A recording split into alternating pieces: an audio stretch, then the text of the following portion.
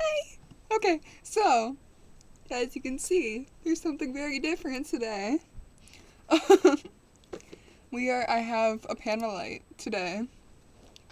Hi, how are you doing?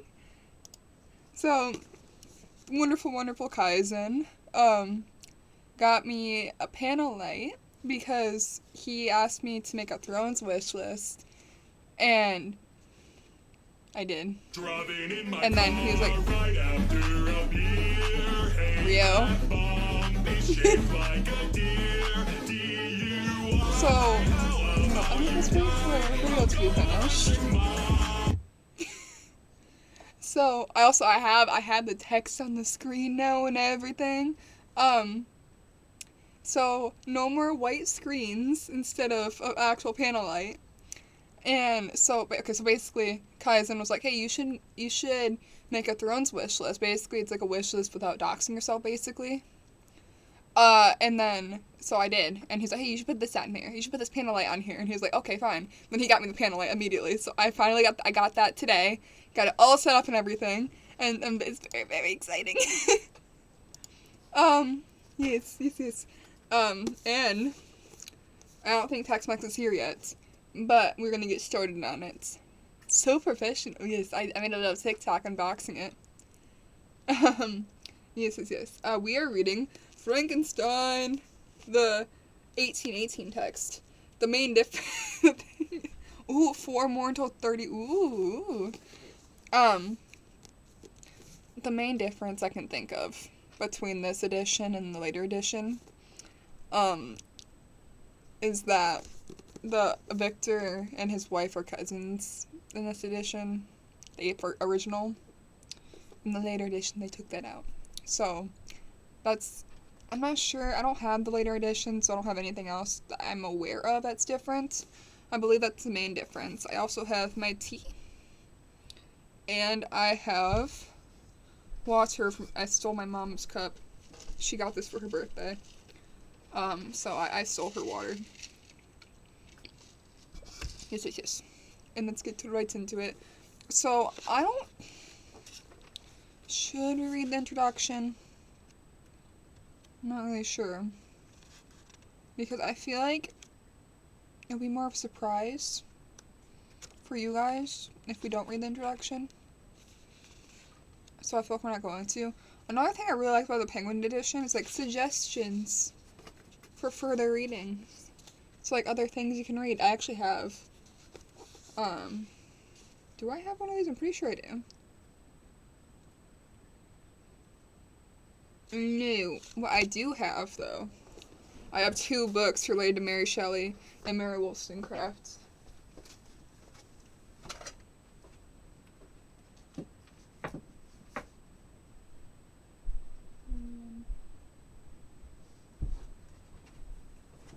Okay.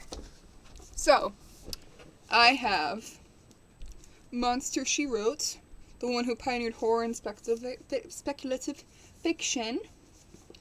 And I also have Romantic Outlaws, which is the extraordinary life. The page is definitely not bent. Ignore that.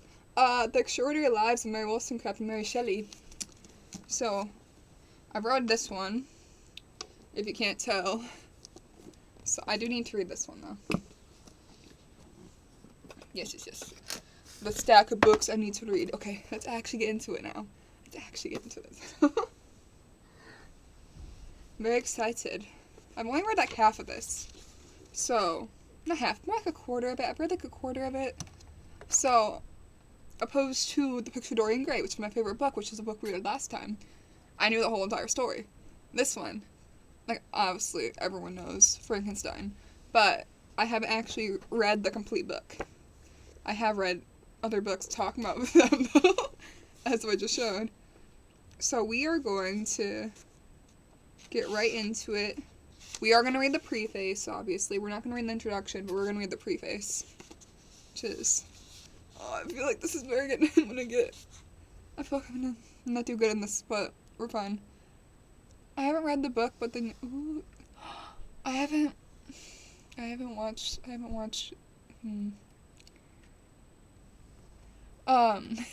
Surprisingly, I haven't read this either. Yeah, this is the, what was I gonna say? I really like the Penguins classics. As you can tell, behind me, I have the whole Penguins thing right behind me. I don't know. I showed it in the end of the last stream. It's like, I think it's like 80 books. I can check right now actually how many books there is.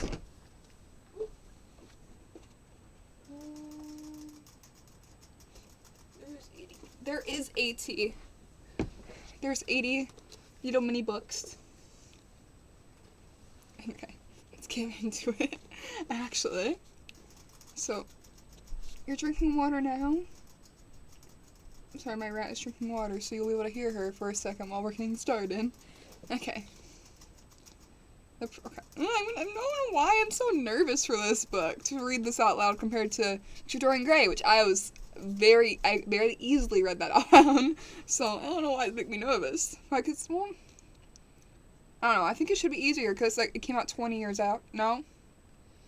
Lies. No. I don't know why I thought that. It came out 60 years ish. Almost 70 years? No, I can't do math right now. Picture Dorian Gray came out in 1890. This came out in 1818. So I think, yes, she is drinking her water. I think that's maybe why I'm nervous, because it came out a lot earlier. I want to say 20 years after. Like, no, it did not come out 20 years after. Okay. I keep saying let's get back into it, but we haven't even started. Okay. So another thing was, since it's a public domain book, I'm gonna post all the VODs onto YouTube as well, which I still have to do for Picture Dorian Gray. But I'm not really sure how to, like, explain, because it's volumes and letters and chapters, so I'm not really sure how to organize the VODs. Because this is chapter 1, there's letters beforehand. So, I don't know if we're at least reading until chapter 1, at least. Okay. Preface. The events on which this fiction is founded on has been supposed by I'm already messing up. Dr. Darwin and some of the psychological writers of Germany. Not as... I'm embarrassed myself right now. I'm just so excited, I feel like. As not of impossible occurrence, I shall not be supposed to according the remotest degree of serious faith to such an imagination, yet in assuming it as the basis of work of fancy, I have not considered myself. Will you give him a drink of water, for Christ's sake? Oh, you read it? Okay. Winter, as soon as I actually get into the book, you do the water as soon as I actually start reading. Okay. Okay.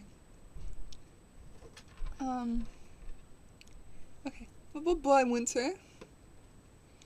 Okay, Winter made this my place, right when I actually started. Yeah, and assuming as the basis of work and fancy. I am not considering myself as merely weaving a series of supernatural terrors. Oh, hi, sorry, I keep getting distracted. Hi, Anders, I'm surprised you're here. I don't think you've been in any of my streams yet. Okay, sorry. This is a horrible reading stream so far. I deeply apologize.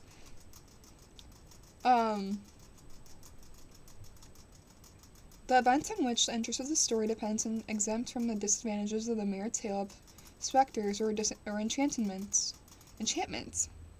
Okay. It was recommended by the novelty of the situation which it develops, and however impossible as a physical factor, affords a point of view of the imagination from the delight. Oh wow, I just keep seeing the. Sorry. I got distracted. I just from the corner of my eyes kept seeing the thing. The noise is my pet rat. She was drinking her water. I heard from a friend that these streams were chill, therefore I showed up. I don't really know. I'm very excited, so this is not going well for me so far. I do have a rat. We're gonna... Okay. Baby, come here. Come here. Come on. Do you want to come out for a second?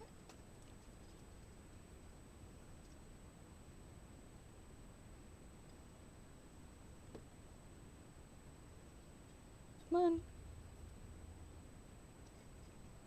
I don't know if she wants to come out right now. I think she's just scared because I only have one hand out, opposed to two like normal. You literally have both your front paws on my hand right now. You're fine. There you are. There she is. Oh no, do not. That was. How was I?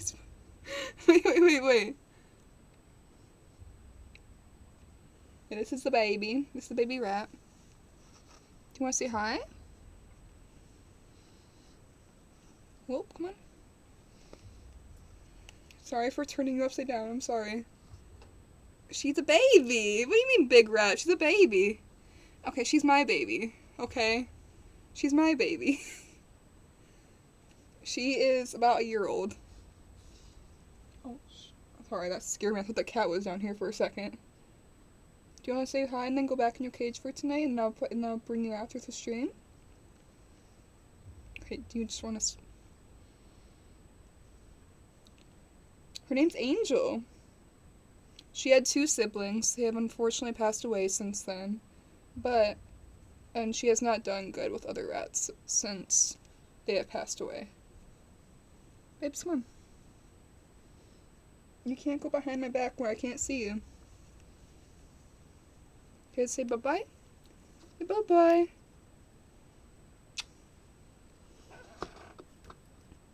I have my baby. I have my first baby, which is the rats.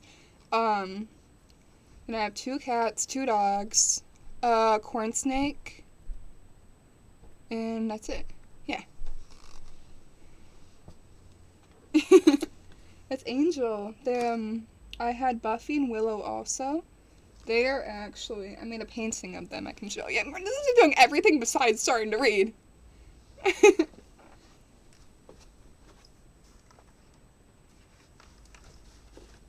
This is a painting I've done of my 2, yes, I have a snake. I did his painting of my 2 rats that have passed away.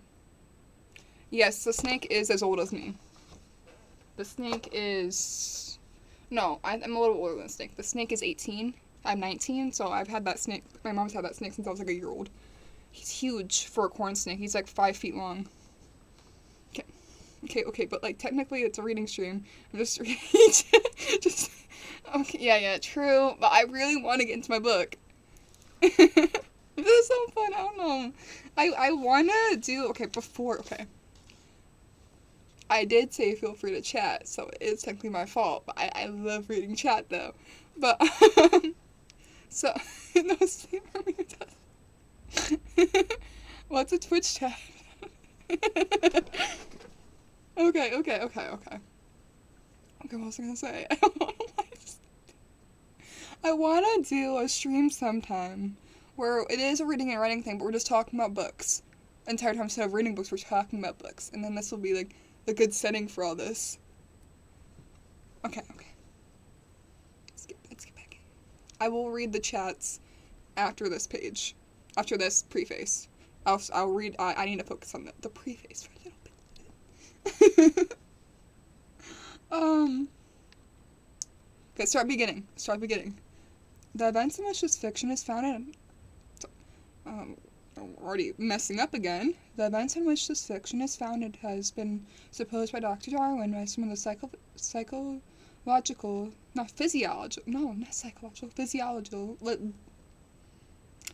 physiological writers of Germany. As not of impossible occurrence, I shall not be supposed to according the remotest degree of serious faith in such an imagination, yet unassuming at the basis of this work of fancy, I have not considered myself as merely weaving a series of supernatural terrors. The event in which the interest of the story depends is exempt from the disadvantages of a mere tale of spectres or enchantments. It is recommended by the novelty of the situation which it develops, and however impossible as a physical fact, affords a point of view to the imagination of deleting? Wait, what? It's deli eating? It's like deli. delining. It's like eating. Then before that, it's like deli. It's like deli, and then eating. Delining? No. Deline. That is definitely wrong. We're just gonna say delining. Delighting of human passions, more comprehensive and commanding of any of which of the ordinary relations of existing events can yield. No. It's like deli, and then and eating. So, like, the first part, like deli, then N, no G, then eating. Like E-N, E-A-N, E, I don't know why I can't spell. So it's Delineating.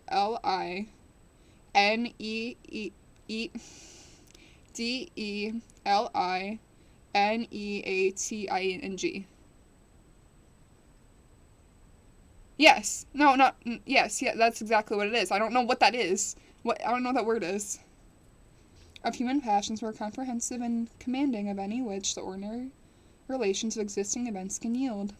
I have thus endeavored to preserve the truth of the elementary principle of nature, which I have not, and I apologize for how bad this is. I'm just excited and I keep stumbling over my words. This is not how my reading streams normally go. I should sleep before I get called out for a week. Oh, outline it? Okay. I don't know why they didn't say that. Okay. Okay, I appreciate you popping in, Anders. Thank you. I have thus endeavored to preserve the truth of the elementary principle of human nature. While I have not sculpted to innovate upon their combination, the Iliad, the tragic poetry of Greece. We should read the Iliad sometimes. It means, like, yeah, okay, that makes sense. But that confused me. I don't know. Like, why did you say outlining? Like, what? Iliad, the tragic poetry of Greece. Shakespeare in The Tempest and Midsummer Night's Dream. Most especially Milton in Paradise Lost.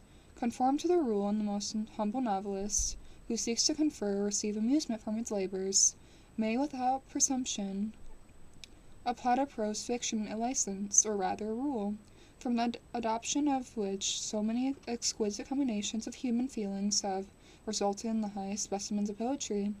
The circumstances in which my story rested was suggested in casual conversation. It was commenced partly as a source of amusement, and partly as an expedient for exercising an untried resource of mine. Other motives were mingled with these as the work proceeds. I am by no means indifferent to the manner of which whatever moral tendencies exist in the sentiments or character it contains shall affect the readers, yet my chief concern is the respect that had been limited to the avoiding the enervating effects of the novel to the present day, and to the I don't know why I'm stumbling over my words, of ambulance, of domestic affection, and the excellence of universal virtue. The opinions which naturally spring from the character of the situation of the hero are by no means to be conceived as existing always in my own convictions, nor is any interference justly to be drawn from the following pages as prejudice in any philosophical doctrine of whatever kind. It is a subject also of additional interest to the author, that the story has begun in the majestic region of which the scene principally laid, in society which cannot cease to regretting. I passed the summer of 1860 in the environs of Geneva. The season was cold and rainy.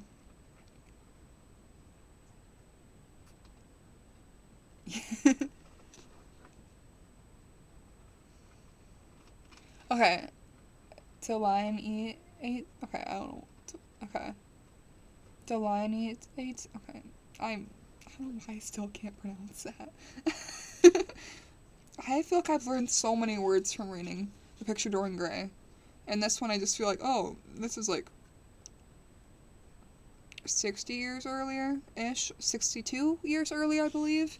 So I'm like, this is still like very different. The season was cold and rainy, and the evening was crowded upon the blazing wood fire, and occasionally amused herself with some German stories of ghosts, which happened to fall in our hands. These tales excited in us a playful desire of imitation. Two other friends, a tale from the pen of whom one would be far more acceptable to the public than any other thing I can ever hope to produce, and myself agreed to write each story founded by some supernatural occurrence. The weather, however, suddenly became serene, and my two friends left me on a journey upon the Alps, and lost in the magnificent scenes which they present. All memory of their ghostly visions, the following tale is the only one which has ever been completed. Okay. Chapter 1. What? I thought Chapter 1 was later. Wait, Volume 1. Volume 1, not Chapter 1. Volume 1. Letter 1. Volume 1, Letter 1. To Mr. Seville, England, St. Petersburg, December 11th, 17. And blanks after that. Angel, you're being so loud right now.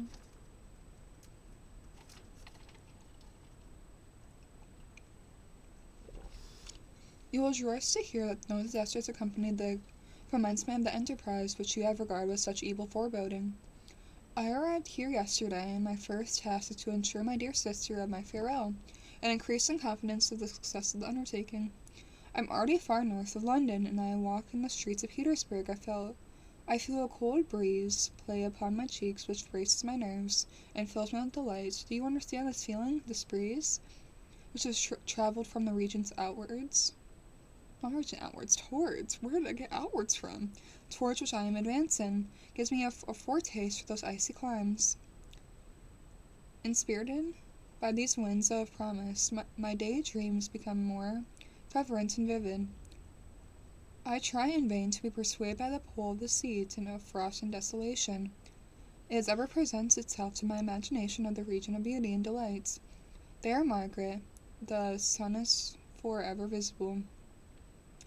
Its broad disk is just skirting the horizon and diffusing a perpetual splendor. There, for your leave, my sister, I will put some trust in preceding navigators. Snow and frost are banished, and sailing over a calm sea, I may be wafted to the glades surpassing in wonders and in beauty every region hitherto discovering on the habitable globe. Its productions and features may be without example, as the phenomena of the heavenly bodies, and undoubtedly are, in those undiscoverable solitudes, what may not be expected in a country of eternal light. I may there discover the wondrous power which attracts the needle, and may regulate 1,000 celestial observations that require only this voyage to render their seeming eccentricities consistent forever. I shall satiate my ardent curiosity with the sight of a part of the world never before visited, and may tread a land never before imprinted by the foot of man. There are my enticements, there are sufficient to conquer all fear of danger or death, and to induce me to commence this laborious voyage with the joy a child feels when he embarks on a little boat with his holiday mates, on an expedition discovery up his native river.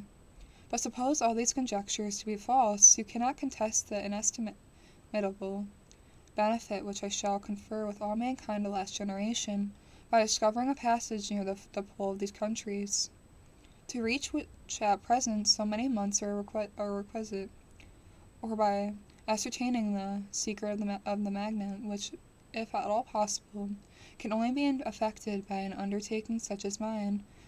These reflections have dispelled the agitation on which I began my letter, and I feel my heart glow with enthusiasm which elevates me to the heavens. For nothing contributes so much. Thank you for the follow. Captain Waddle Hook followed your channel. These reflections dispelled my agitation from which I began my letter, and I feel my heart glow with an enthusiasm which elevates me to heaven. For nothing contributes so much to tranquilize the mind as a steady purpose. a point in which the soul may fix its intellectual eye. This expedition has been the favorite dream for my early years. I have read with ardor of the accounts of the various voyage which I have made to the prospect of arriving to the North Pacific Ocean. Okay, I appreciate it. Yeah. It's the little Fallout level up noise. I should probably turn that down. Because I do like Minecraft and Fallout 76 and other things as well. And so in those ones, it's not. It kind of fits in the vibes. But this one, it's like, yeah. At a place. But I appreciate you lurking as well. What did it leave off? Okay. These reflections have dispelled the agitation with which I began my letter, and I feel my heart glow with an enthusiasm which elevates me to heaven. For nothing contributes so much to my tranquilize the mind with a steady purpose, the point on which my soul may fix its intellectual eye. This expedition has been the favorite dream of mine for early years. I have read with ardor the accounts of the various voyages which I have made in the prospect of arriving to the North Pacific Ocean, through the seas which surround the pole. You may remember that a history of all the voyages made, for the purpose of discovery, composed. Where can I get those sound effects for videos? So, to what, like, the alerts? There's, like, channel points alerts you can use, but, so, like, I use sound alerts, which you just have to log in with Twitch, and then you have to get all those. But, if you're talking about on my stream, you can get, like, the channel points, and you can, like, sometimes make things pop up on screen. I think they all do. I'm pretty sure they all make stuff pop up on my screen. I need to, like, make them more, though. But yeah. So, like, whenever someone follows me, it pops up. Whenever someone subscribes to me, it pops up. Whenever someone cheers bits, it pops up. And there's also the channel point ones. No, the fault ones.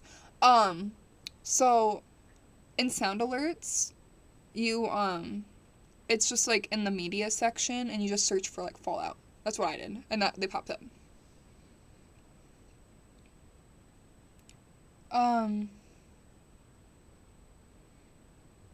You may remember that a history of all the voyages made for purposes of discovery composed in a whole of our good Uncle Thomas's library.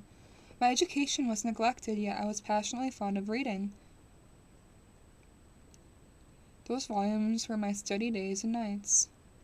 And my familiarity with them increased that regret which I have felt as a child, on learning that my father's dying injunction had forbidden my uncle from allowing me to embark on a seafaring life. These visions faded when I perused, for the first time, those poets whose infusions entraced my soul and lifted it to heaven. I also became a poet, and for 1 year lived in a paradise of my own creation. I imagine that I also may obtain a niche in those temples where the names of Homer and Shakespeare are unconsecrated, and you well acquainted with my failure, and how heavenly I bore the disappointment.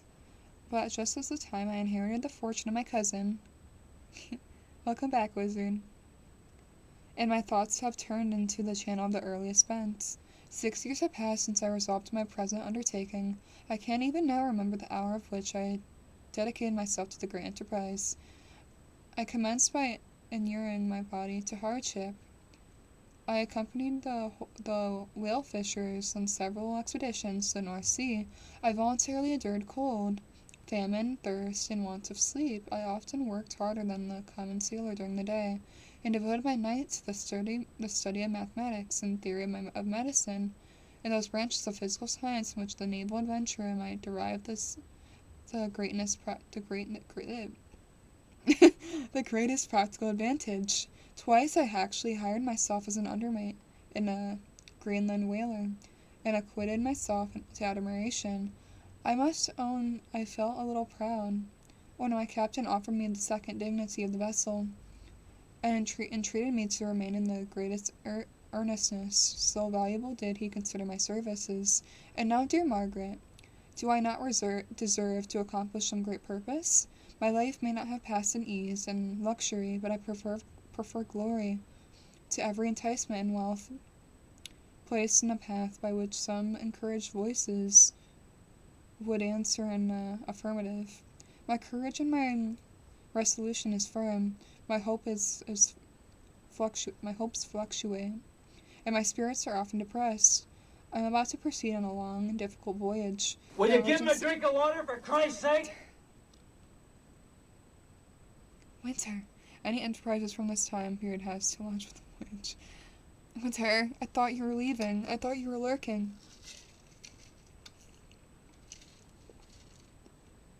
That's a lot of voyages.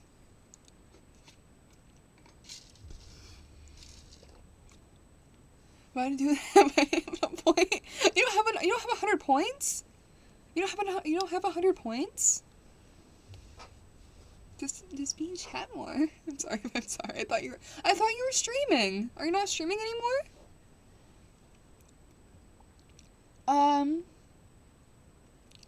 We got a mod that makes limited people. Oh, I assume everyone. Never gonna give you up. Never gonna let you down. Never gonna run around and desert you. I have not. Never gonna make you cry. Never gonna say goodbye. I just thought Rio was really good at Rio.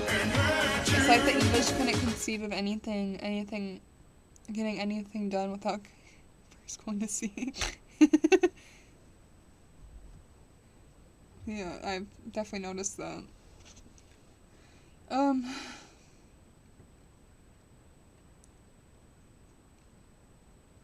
What? Okay, I think winter's water thing made me lose my place. The emergencies of which will demand all my fortitude. I am required not only to raise the spirits of others, but sometimes to sustain my own, when theirs are fallen. There is the most favorable period of traveling in Russia. They fly quickly over the snow on the sledge. The moment is pleasant and, in my opinion, far more agreeable than of English stagecoach. The cold is not excessive if you are wrapped in furs, a dress which I have already adopted, for there is a great difference between walking on the deck and remains. In my car right after a beer. Why are you doing this in a reading stream? Shaped like a deer. DUI. How about you die? I'll go 100 miles. Rio. Okay. Why are you doing this in a reading stream? The cold is not excessive if you are wrapped in furs, a dress which I've already adopted, for there is a great difference between walking on the deck of remaining seated motionless for hours, when no exercise prevents the blood from actually freezing in your veins. I have no ambition to lose my life on the post road between St. Petersburg and Archangel. I shall depart for the latter town in a fortnight or 3 weeks, and my intention is to hire a ship there, which I can easily be done by paying the insurance of an owner, and to engage... Oh, I'm sorry, Ria. I'm sorry. I thought that was you. As many sailors as I think necessary among those who are accustomed to the whale fishing. I do not intend to sail there until month of June, and when shall I return? Ah, dear sister, how can I answer this question? If I succeed in many, many months, perhaps years will pass before you and I may meet. If I fail you, you will see me again soon or never. Farewell, my dear excellent Margaret. Heaven shower down blessings on you, and save me, that I may kiss again and again, testifying my gratitude to all your love and kindness. Your affirmative brother, R. Walton. Okay, we actually got through one letter already, which doesn't say much since we're only like 40 minutes in. We're already 40 minutes in.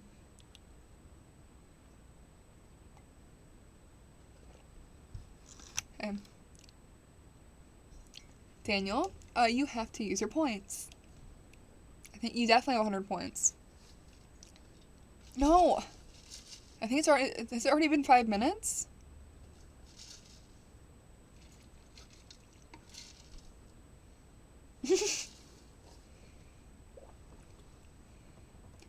The channel points are free. You just have to be in chat and you get points. Letter 2. To Mr. Seville, England. How slowly the... Also, I don't know how to use them. You see the little bubble in the corner of the screen? The little... Under the send a message thing? That's where they are. How slowly the time passes here. Will you give him a drink of water for Christ's sake? This is why I never get any reading done when I'm supposed to.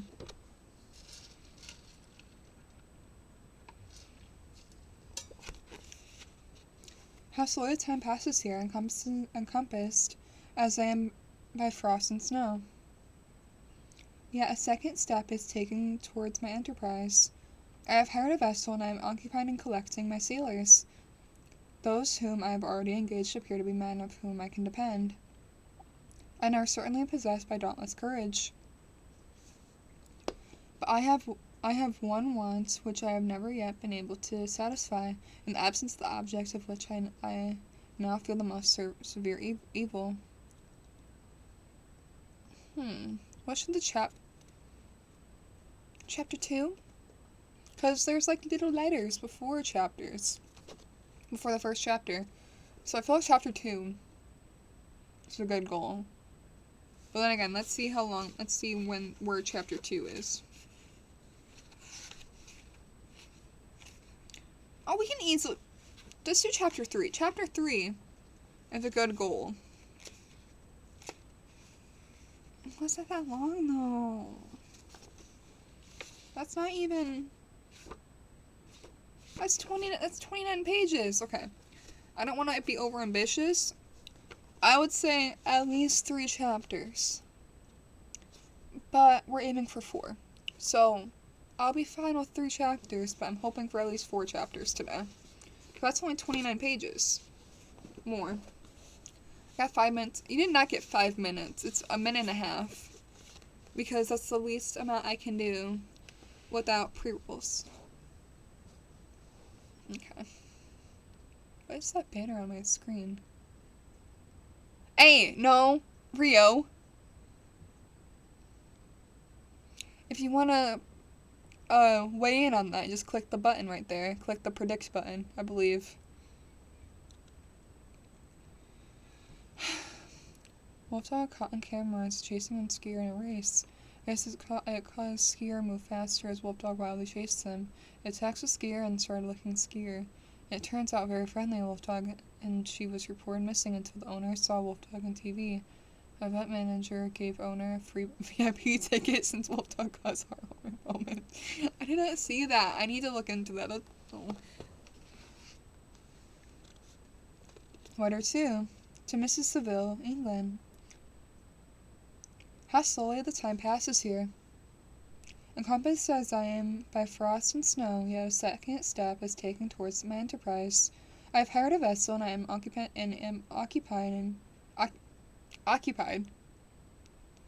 in collecting my sailors. Those whom I've already engaged in appear to be men in whom I can depend, and are certainly possessed by dauntless courage. But I have one weight which I have never yet been able to satisfy. In the absence of the object in which I now feel is most severe evil, I have no friends, Margaret, and I am glowing with the enthusiasm of success. Yes, you did make it.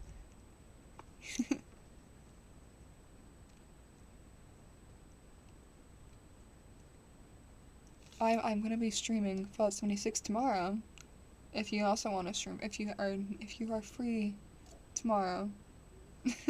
Even Wolfdog gives given a medal since the cross. Oh, that's adorable. I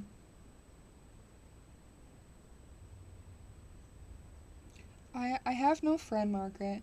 When I am glowing with the enthusiasm of success, there will be none to participate in my joy.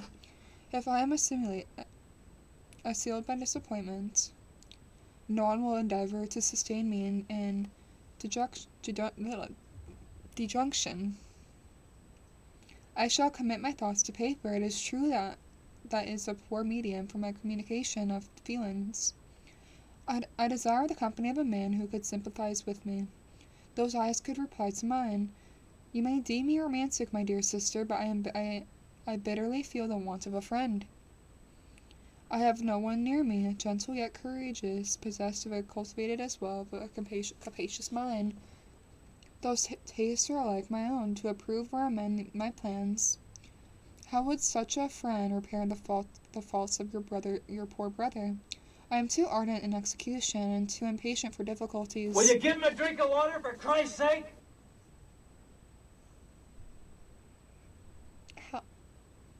How has there already been 3 in the stream? Time's going way too fast in the stream. I feel very, what's the right word? Unproductive.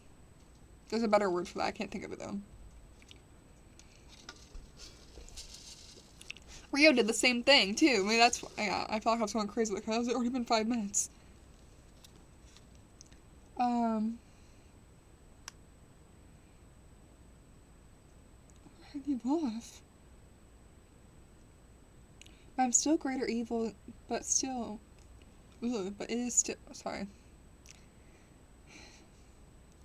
still greater evil to me that I am self-educated. For the first 14 years of my life, I went wild on a common, and read nothing but your Uncle Tom's books on voyages. At that age, I became acquainted with the celebrated poets of our own country.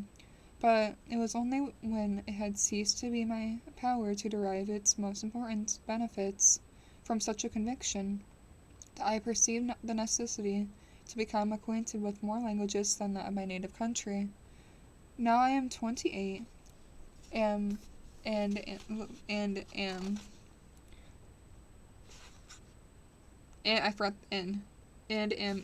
don't know why it's a tongue twister.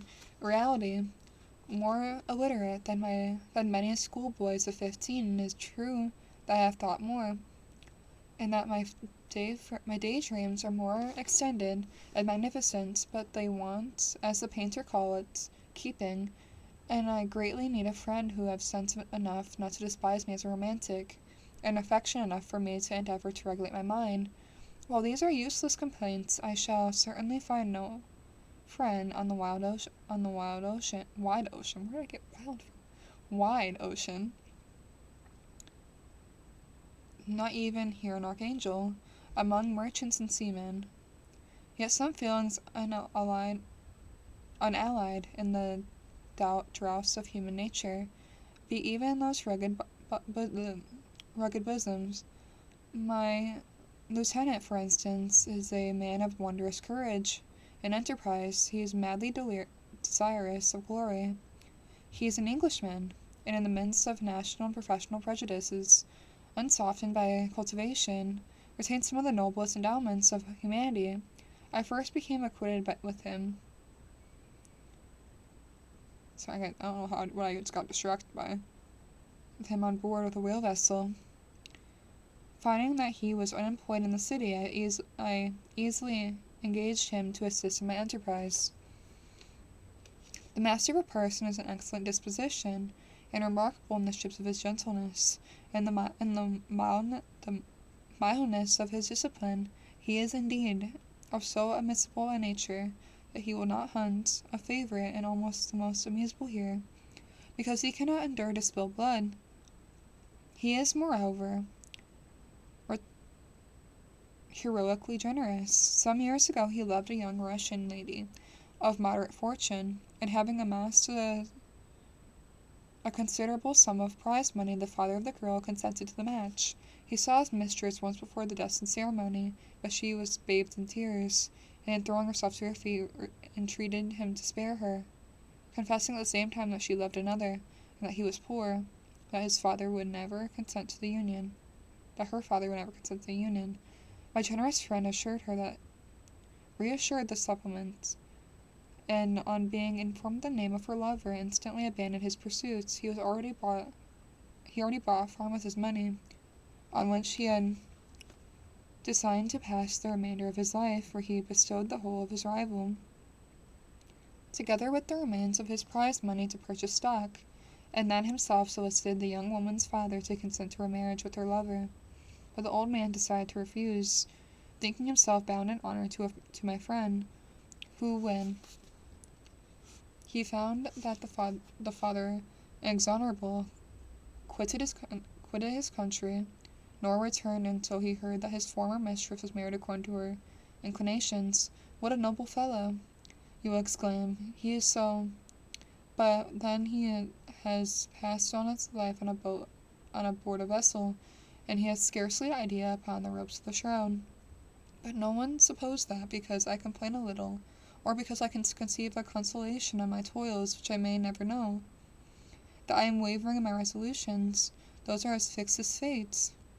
And my voyage is only now delayed until the weather shall permit my embarkment. The winter has been dreadfully severe, and the spring promises well, and it is considerably as a remarkable early season, so that perhaps I may sail sooner than I expected. I shall do nothing rashly. I know me sufficiently to confide in my prudence, and consideratiousness, where the safety of others is commanded my care. I cannot describe to you my sensation in the near prospect of my undertaking. It is impossible to communicate with you a conception of the trembling sensation, half pleasurable and half fearful, with which I am preparing to depart. I am going to an unexplored regions, to a land of mist and snow, but I shall kill no albatross, therefore do not be alarmed by my safety. I shall meet you again.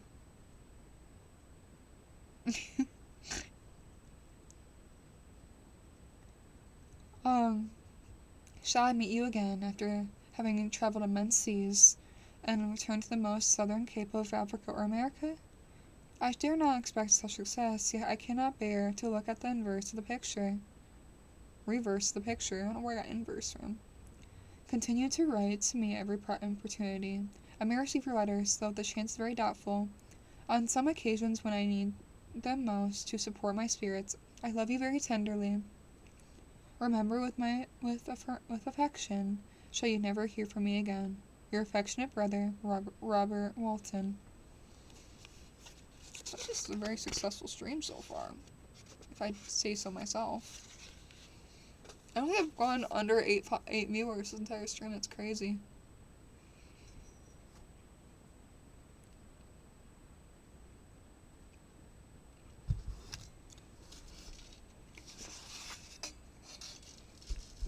I hope everyone is enjoying me tripping over my words every other sentence. Letter 3 to Mrs. Seville, England. My dear sister, I wrote a few lines in haste to say that I am safe and well advanced on my voyage. This letter will reach England by a merchantman now on its homeward voyage from Archangel. Okay. This letter will reach England by the merchantman now on its homeward voyage from Archangel, more fortunate than I, who may not see my native land, perhaps for many years. I am, however, in good spirits. Men are bold, and apparently firm to purpose, nor do the floating sheets of ice that continually pass us, indicating the dangers of the region towards which we are advancing, appears to dismay them. We have already reached a very high latitude. What is the height of Will summer? you give him a drink of water for Christ's sake? Oh, sorry.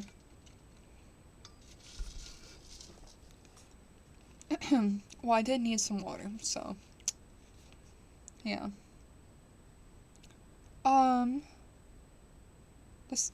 Oh, where did we leave off? We've already reached a very high latitude, but it is the height of summer, and although not so warm in England, the southern gales which blow us speedily towards the shores, which I so ardently desire to attain, breathe in a degree of revenating warmth which I have not expected. Yeah, very important to stay hydrated in this stream. I do like they can finally see the text on the screen, because like on my game streams, I've had that on there for like a week now, and for some reason I forgot to put it on this stream. I feel like this stream is a lot more important to have the text on the screen. I don't know, it's just me though. I don't know. I think it fills in the space nicely. No incidents have hitherto befallen us that would make a figure in a letter.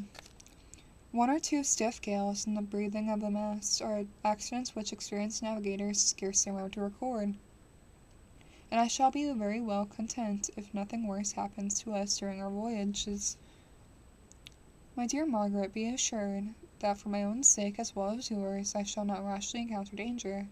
I will be cool, preserving, and prudent. Remember me to all my English friends. Letter 4. To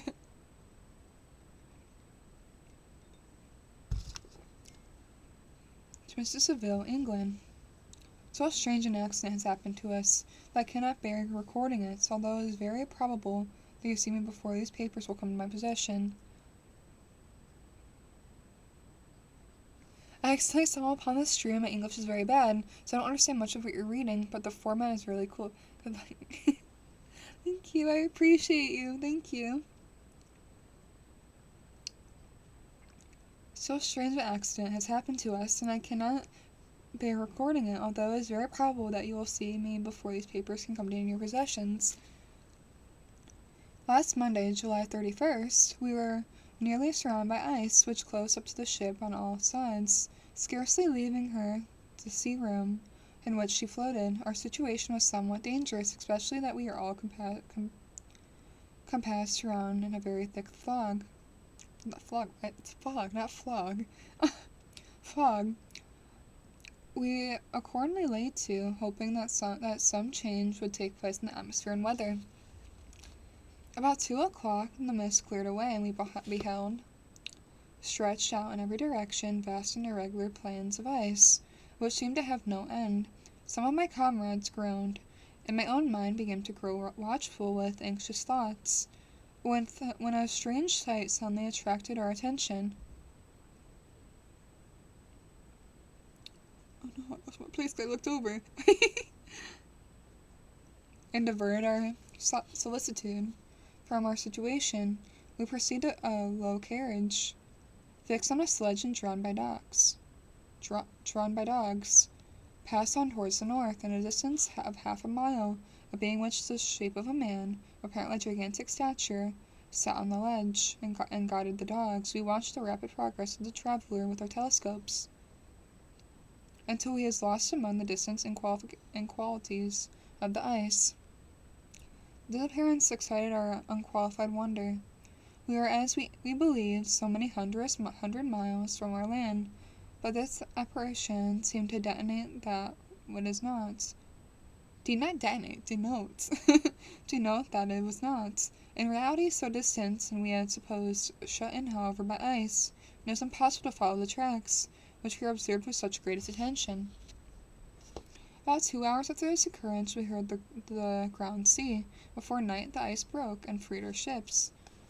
We, however, lay to until the morning, fearing the encounter of the dark, those large, loose masses which floated about the breaking up of the ice. Oh, I need a water break.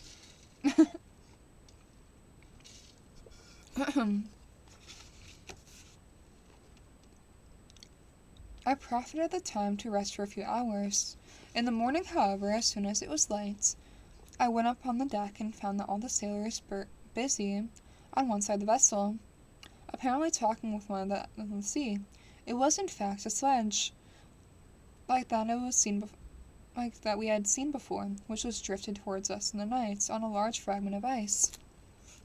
Only one dog remained alive. There was a human being within it, whom the sailors were persuaded to enter the vessel. What do you mean there's a human being within it? Wait, what? Wait. One dog remained alive, but there was a human being within it, whom the sailors were persuaded to enter the vessel. He was not, as the other travelers seemed to be, a savage inhabitant of some undiscovered island, but an European. When I appeared on the deck, the master said, "Oh, okay. So there's one person with a dog, I'm assuming is what they meant? What she meant? Okay, that confused me. When I appeared on the deck, the master said, 'Here is our captain. He will not allow you to perish in the open sea.' On perceiving me, the stranger addressed me in English, though with a foreign accent. But I came on board your vessel, he said. Will you have the kindness to inform me whether you are bound?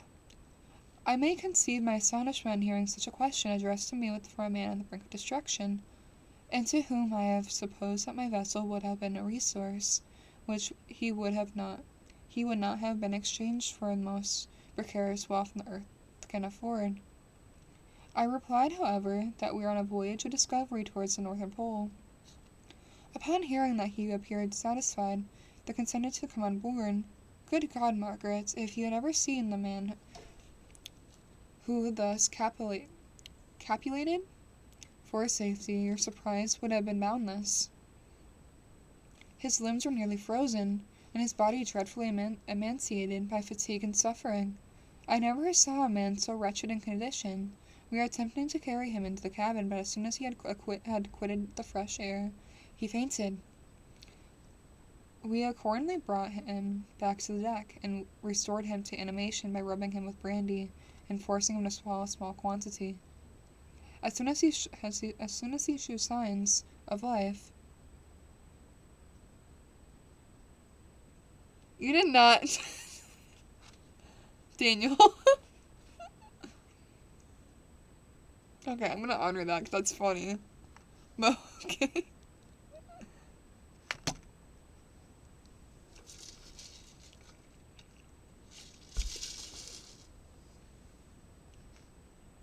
How do you not find this? Okay, I will play that just for you. This is what should have popped Will you up. give him a drink of water for Christ's sake? There. It's right under the... I don't... Okay, after the stream I'll show you where it is, but it's like right under... It's the little thing you can click on right under the send a message button. There's a little thing you can click on right under that.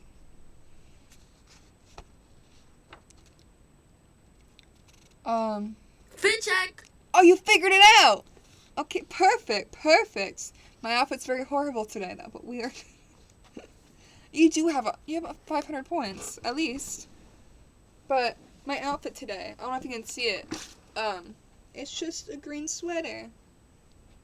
With, we're gonna ignore this part of it. But yeah. It's just a green sweater I got at the thrift store. Yeah. You have 2,000 points. You might want to save those up because I have an idea. I'm gonna do... I saw, Starter Struck gave me this idea because on his, I don't know either. On his, streams, well, his most expensive channel point thing is, like, no glasses for 5 minutes. I think that'd be kind of fun to do for, like, an expensive one. Like, for, like, his, I believe, is 6,000-ish around there, 5,000 or 6,000. And so I would do that. And I'll have no glasses for 5 minutes in my stream. And yeah. How are we already, like... I don't know. Oh, that's right, because we skipped the introduction. But still, the introduction is only, like, what, 10 pages? Where are we? Where did we leave off? As soon as he showed signs of life, we wrapped him in the blankets and placed him near the chimney of the kitchen stove. By slow degrees he recovered and ate a little soup, which restored him wonderfully. 2 days passed in the manner before he was able to speak, and I often feared that his suffering had deprived him of understanding. When he had some measure recovered, I removed him from my own cabin, and attained him as much as my duty would permit. I never saw the more interesting creature. His eyes had generally an expression of wildness and even madness. And there are moments when, if one performs an act of kindness towards him, or does any of the most trifling services, his whole countenance is lightened up as if it were with a beam of benevolence and sweetness I have never saw equaled. But he is generally melancholy and despairing, and sometimes he gnashes his teeth, as if impatient of the weight of woes that oppresses him. When my guest was a little recovered, I had a great trouble in keeping off the men, who wished to ask him 1,000 questions, but I have never allowed him to be tormented by their idle curiosity in a state of mind and body whose restoration evidently depend upon entire repose. Once, the lieutenant asked why to come up so far on the ice in such a strange vehicle. His countenance instantly assumed an aspect of deepest gloom, and he replied, to seek one who fled from me. And did the man whom you pursued travel the same fashion? Yes.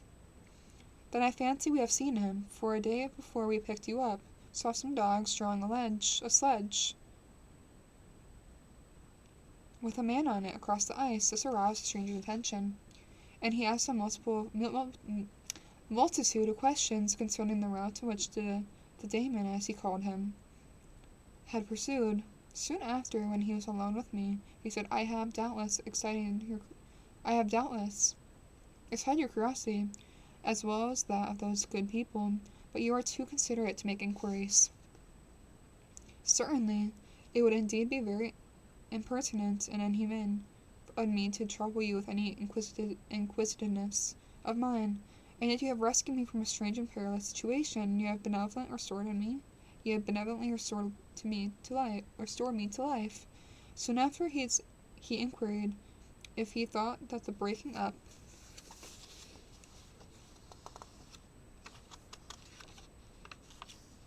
of the ice had destroyed the other sledge.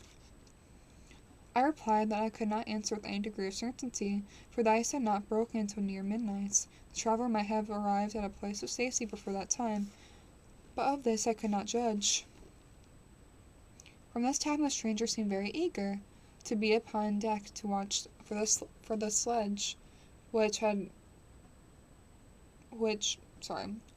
before appeared, but I have persuaded him to remain in the cabin, for he is far too weak to sustain the rawness of the atmosphere. But I have promised that someone should watch for him and give him instant notice if any new object would appear in sight. Such is my journal, of which relates this strange occurrence, up to the present day. The stranger has gradually improved in health, but is very silent and appeared uneasy when one could except myself enters his cabin. Yet his manners were so conciliating and gentle that my sailors are all interested in him, although they have been very little communication with him. For my own part, I begin to love him as a brother, and his constant and deep grief fills me with sympathy and compassion.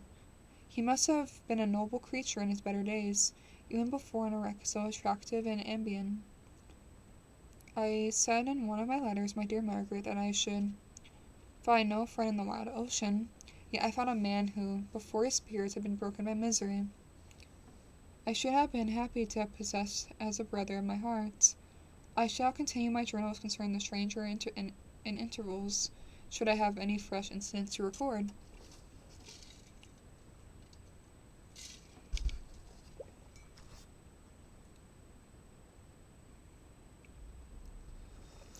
August 13th. My affection for my guest increases every day. He excites at once my admiration for the pity of an astonishing degree. How can I see no noble creature destroyed by misery without feeling the most potent grief? He is so gentle, yet so wise. His mind is so cultivated. When he speaks, although his words are cold with the choicest arts, yet they float with rapidity and unparalleled eloquence. He is now much recovered from his illnesses and continually on the deck. Apparently watching for the sledge he preceded his own. Yet, although unhappy, he is not utterly occupied with his own misery, but that he interests himself deeply in the employment of others. He has asked me many questions concerning my design, and I have related my little history frankly to him. He appeared pleased with the confidence, and suggested several alterations to my plan. While I shall find exceedingly useful, there is no pedantry in his manner, but all he does appears to spring solely from the interest he instinctively takes in the welfare of those who surround him. He is often overcome by gloom, and in that he sits by himself. He tries to overcome all that, and sullen or unsociable in his humor, Those paroxysms pass up with him like a cloud from before the sun. Though disjunctions never leaves him, I have endeavored to win his confidence, and I trust that I have succeeded. One day I mentioned to him that the desire I've always felt to finding a friend who might sympathize with me and direct me to his counsel. I said I did not belong with the class of men who are offended by advice. I am self-educated, and perhaps hardly really sufficiently upon my own powers. I wish, therefore, that my companion should be wiser and more experienced than myself, to confirm and support me, though nor have I believed it impossible to find a true friend. I agree with you, replied the stranger, and believing that friendship is not only a desire, but a possible acquisition. I once had a friend, the most noble of human creatures, and I am entitled therefore to judge respectfully and respecting friendship.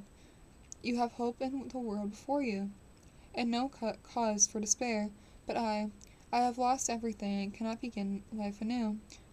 As he said this, his countenance became expressive in a calm, settled grief, and touched me in the heart, but he was silent and presently retired to his cabin. Even broken in spirits as he is, no one can feel more deeply that he does the beauties of nature, the starry sky, the sea, and every sight afforded by those wonderful regions, seems still to have the power of elevating his soul from earth. Such as a man had double existence, he may suffer miserably, and be overwhelmed by disappointments, yes, when he has retired into himself, he will be like a celestial spirit that has a halo around him. Within those circle no grief or folly ventures. Will you laugh at the enthusiasm I express concerning this divine wanderer? If you do, you must have certainly lost the simplicity of which was your charismatic charm. Yet if you will smile at the warmth of my expression, while I find every day new cause for repeating them.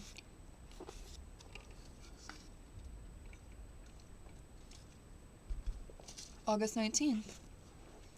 Yesterday the stranger said to me, "You may easily perceive, Captain Walton, that I have suffered great and unparalleled misfortune. I have determined once that the memory of these evils should die with me.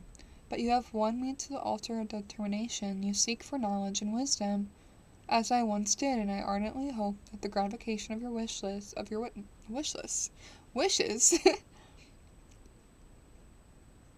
I lost my place somehow. Your wishes may not be his serpent to sting you, as mine has been. I do not know that the relation of my misfortunes will be useful to you, yet if you are inclined, listen to my tale. I believe that the strange incidents connected with it will afford a view of nature, which may enlarge your faculties and understanding. You will hear my powers and occurrences such as you have accustomed to believe impossible. But do not doubt that my tale conveys in a series of internal evidence of the truth of the evidence of which it is composed. You may easily conceive that I am much gratified by those offered communication, yet I could not endure that he should renew his grief in a recital of his misfortunes.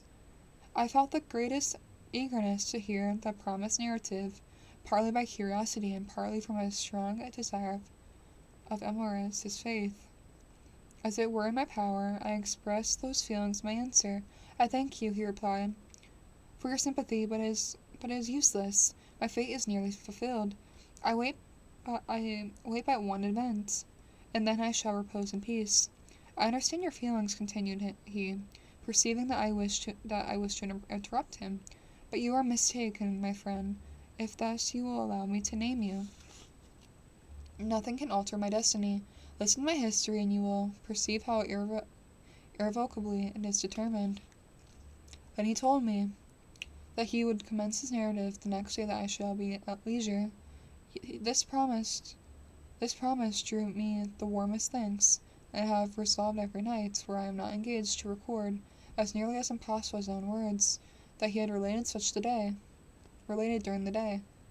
If I should be engaged, I will at least make notes. This manuscript will doubtless afford you the greatest pleasure, but to me, who knows him, and who will hear it from his own lips, with the interest and sympathy shall I read it in some future day. Okay.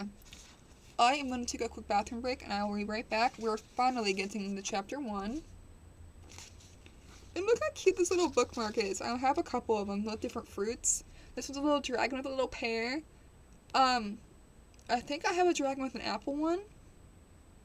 I think I have one more too. I'm not 100%. I think I have a purple one also. But I will be right back. You can see like a cute little be right back screen too.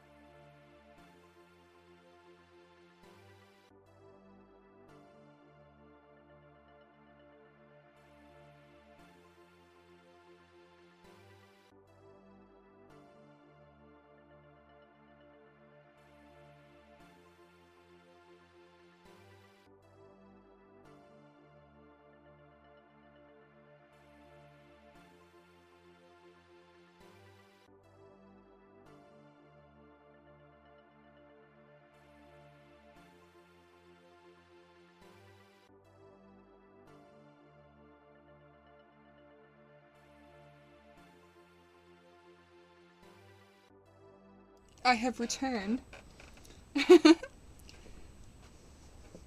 Let's get into, so we just finished all the letters at the beginning. And now we're getting actually into chapter 1 after an hour. Because there was, how many letters was that? 6 letters? I think it was at least 8 letters. 7 or 8 letters, I believe. So now we're finally into chapter 1. Yes. Okay. Okay. Chapter 1. I am by birth a Genovese, and my family is one of the most distinguished of the Republic. My ancestors have been so many years consulars and syndics, and my father has filled several public situations with honor and reputation. He was respected by all those who knew him for his integrity and indefatigable attention to public business.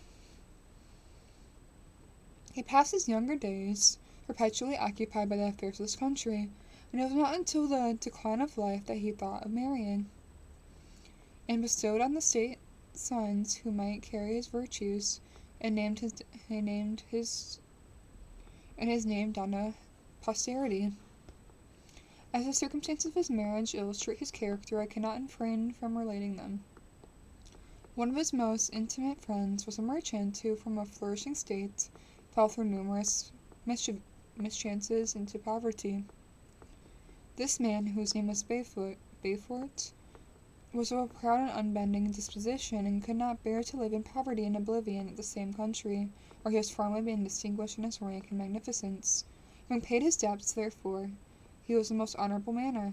He retreated with his daughter in the town of Lucerne, where he lived unknown in the wretchedness. My father loved Beaufort with his truest friendship, He was deeply grieved by his retreat into the unfortunate circumstances he grieved those who had lost his society, and resolved to seek him out and endeavored to persuade him to begin the world again through his credit and assistance.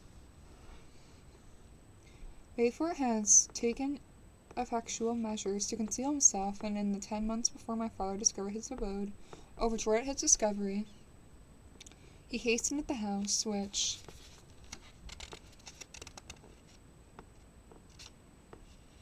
was situated in a mean street near the Ruse, where he entered. Misery and despair alone welcomed him. Beaufort had saved him from a very small sum of money from the wreck of his fortunes, but it was sufficient to provide him with sustenance for some months, and in the means of time he hoped to procure some respectable employment from the merchant house, and an interval was consequently spent in inaction.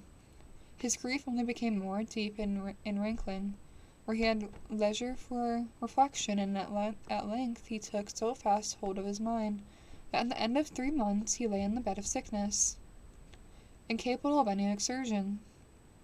His daughter attended him with the greatest tenderness, but she saw with despair that their little fund was rapidly decreasing, and there was no other prospects of support. But Caroline Beaufort possessed a mind of an uncommon mould, and her courage rose to support her in adversity. She procured plain work, she plaited straw, and by various means contrived to earn a pittance scarcely sufficient to support life. Several months passed in this manner. Her father grew worse. Her time was more entirely occupied in attending him. Her means of subsistence decreased, and in the 10th month her father died in her arms, leaving her an orphan and a beggar. The last blow overcame her, and she knelt by Beaufort's coffin, weeping bitterly. When her father entered the chamber, he came like a protecting spirit to the poor girl, who commanded herself in his inner care, and after the interment of his friend, he had conducted her to Geneva, and placed her under the protection of a relation. 2 years after the event, Caroline became his wife. When my father became a husband and a parent, he found his time so occupied by the duties of a new situation that he relinquished many of his public employments, and he devoted himself to the education of his children. Although I was the eldest and the destined successor of all his labors and utility, no creature would be more tender parents than mine. My improvements in wealth were of their constant care, especially as I remained for several months their only child. Before I continue my narrative, I must record an incident which took place when I was 4 years of age. My father had a sister, whom he tenderly loved, and who had married early in life to an Italian gentleman. Soon after her marriage, she was accompanied by her husband into her native country, and for some years my father had very little communication with her. About the time I mentioned, she died, and a few months afterward he received a letter from her husband, acquainting him with his intention of marrying an Italian lady, and requesting my father to take charge of the infant Elizabeth, the only child of his deceased sister. "It is my wish," he said, "as you should consider her as your own daughter, and educate her thus. Her mother's fortune is secured to her, and the documents of which I will commit to your keeping. Reflect upon the propositions, and decide whether you would prefer educating your niece yourself, or to her being brought up by her stepmother." My father did not hesitate, and immediately went to Italy, and that he might accompany little Elizabeth to her future home. I have often heard my mother say that she was at that time the most beautiful girl she had ever seen, and shrewd signs, even though shrewd signs even then of a gentle and affectionate disposition. These indications of a desire to bind as closely as possible the ties of domestic love determined my mother to consider Elizabeth as my future wife. a design which she had never found a reason to repent. From this time, Elizabeth Lavenza became my playfellow. As we grew older, my friend, and she was docile and good-tempered, yet gay and playful as a summer insect. Although she was lively and animated, her feelings were strong and deep, and her disposition uncommonly affectionate. No one could better enjoy liberty, yet no one could submit with more grace than she did to constraint and caprice. Her imagination was luxuriant, yet her capacity of application was great. Her person was the image of her mind, and her hazel eyes, although as lively as a bird's, possessed an attractive softness. Her figure was light and airy, and though capable of enduring great fatigue, she appeared the most fragile creature in the world. While I admire her understanding and fancy, I love to tend on her, and I should be the favorite. And I should on a favorite animal. I never saw so much grace, both of person and mind, united with so little pretension. Everyone adored Elizabeth. If the servants had any request to make, it always through her intercession. We were strangers to any species of disunion and disputes, for although there was a giant dissimilitude of our inner characters, there was a harmony of the why is that word again? And harmony in the very dissimilitude that was more common philosophical. Now I'm tripping on every word. Yet my temper was not so yielding. My avocation was of longer endurance, but it was not so severe whilst it endured. I delighted in investigating the facts relative to the actual world. She busied herself in the following of the aerial creations of poets. The world was to me a secret which I desired to discover. To her it was vacancy, which she sought to people with imagination of her own. My brothers were considerably younger than myself, but I had a friend in one of my schoolfellows, who compensated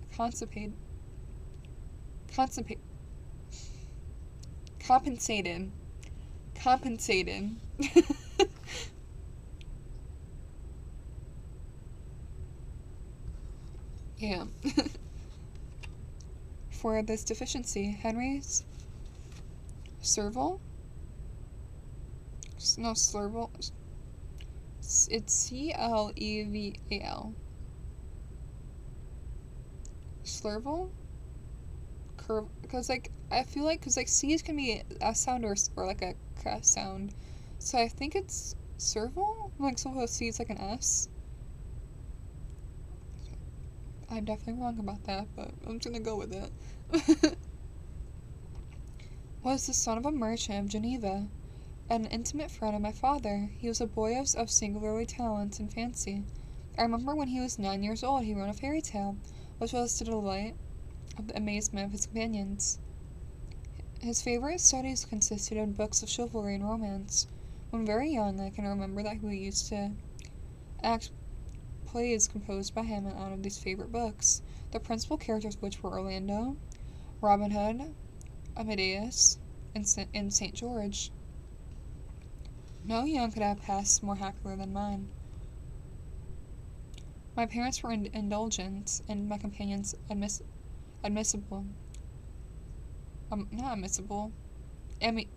Amiable? I don't know, there was no S in that, I don't know where I got miscible from. Amiable. Our studies were never forced. By some means, we have always been an end placed in views, which excited us to adore in the perceptions of. And again, there's me tripping over my words every other sentence again. It was by this method, not by emulation, that we were so urged to application. Elizabeth was not incited to apply herself to drawing, that her companions might not outstrip her, but though the desire of pleasing her aunt by the presentation of some favourite scene by her own hand. We learned Italian and English. We might learn the writings in those languages. And so far from studying made odious to us through punishment, we loved application, and our amusement would have been the labors of other children.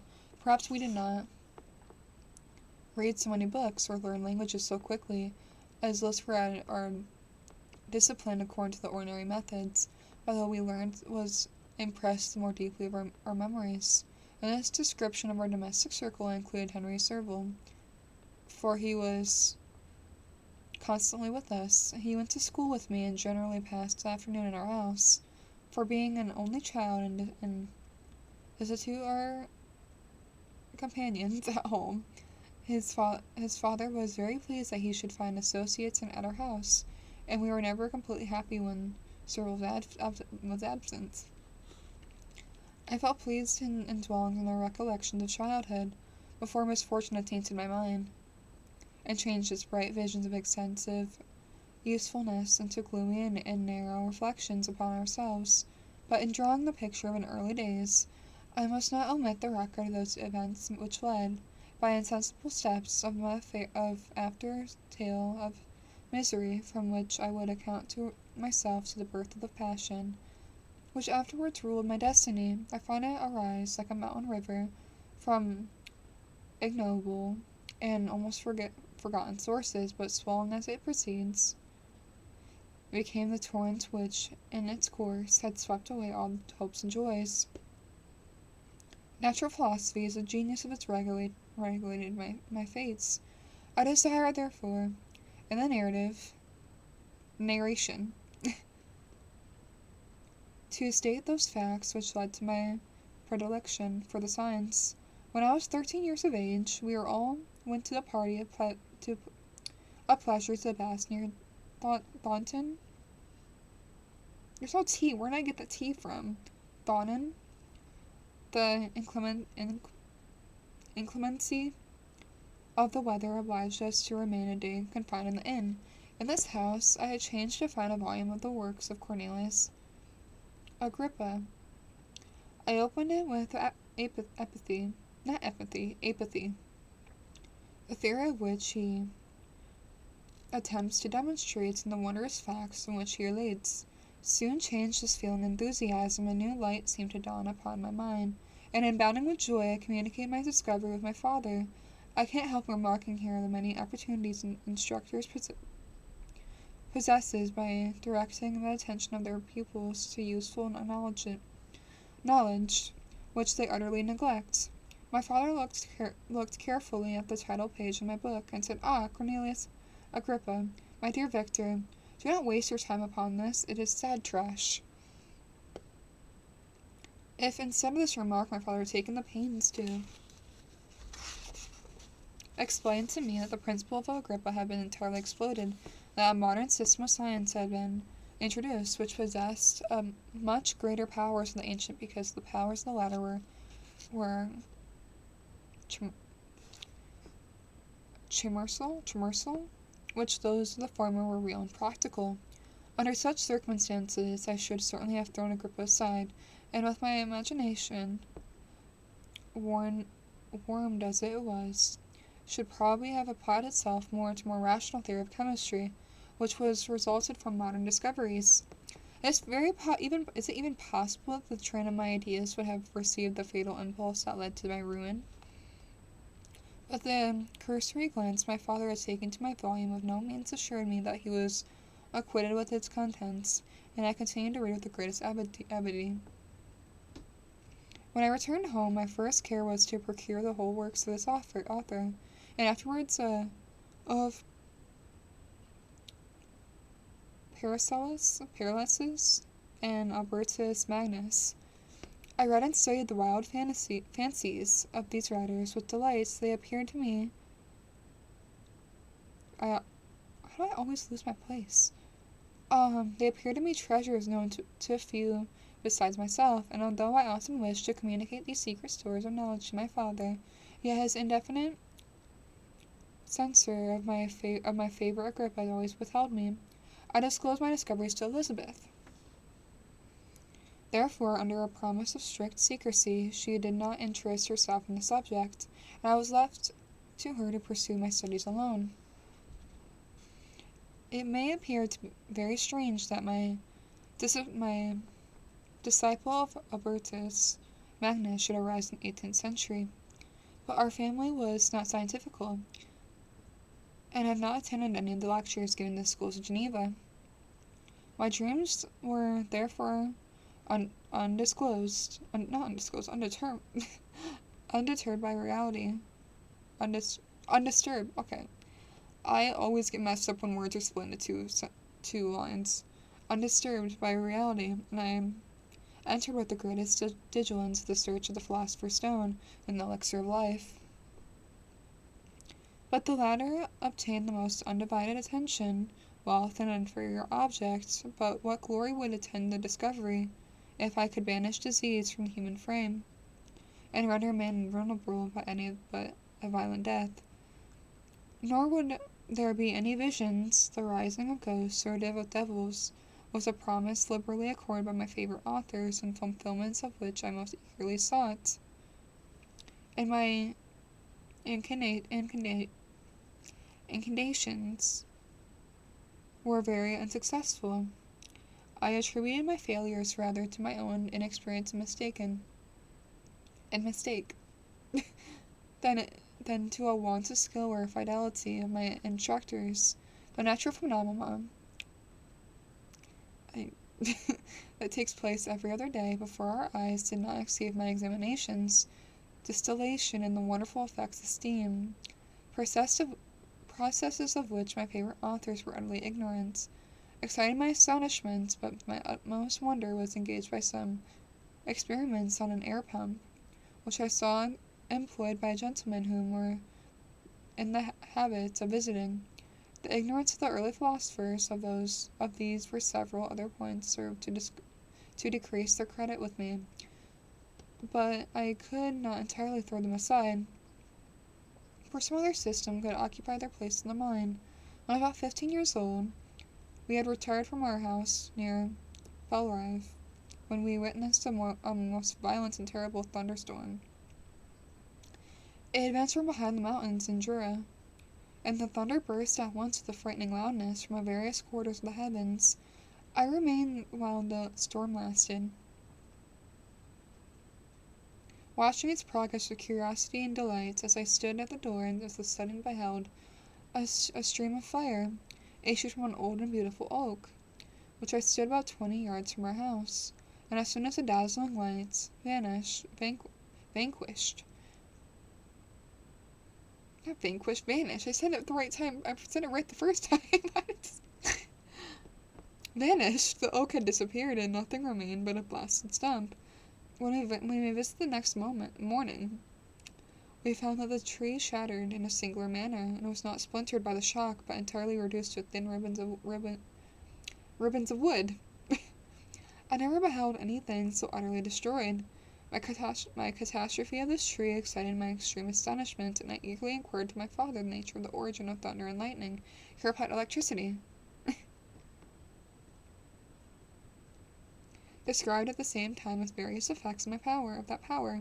He constructed a small electrical machine and exhibited a few experiments. He also made it kite with a wire and string, which drew down the fluid from the clouds.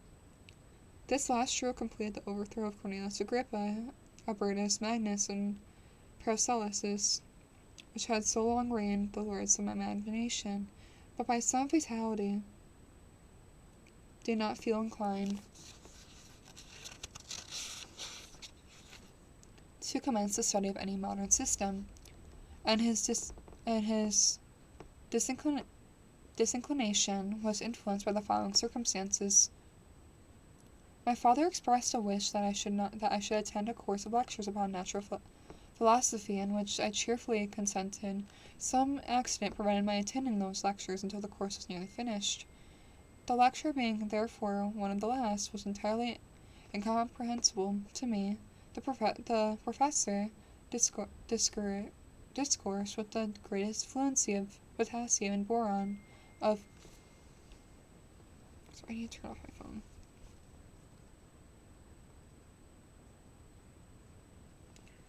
Sorry.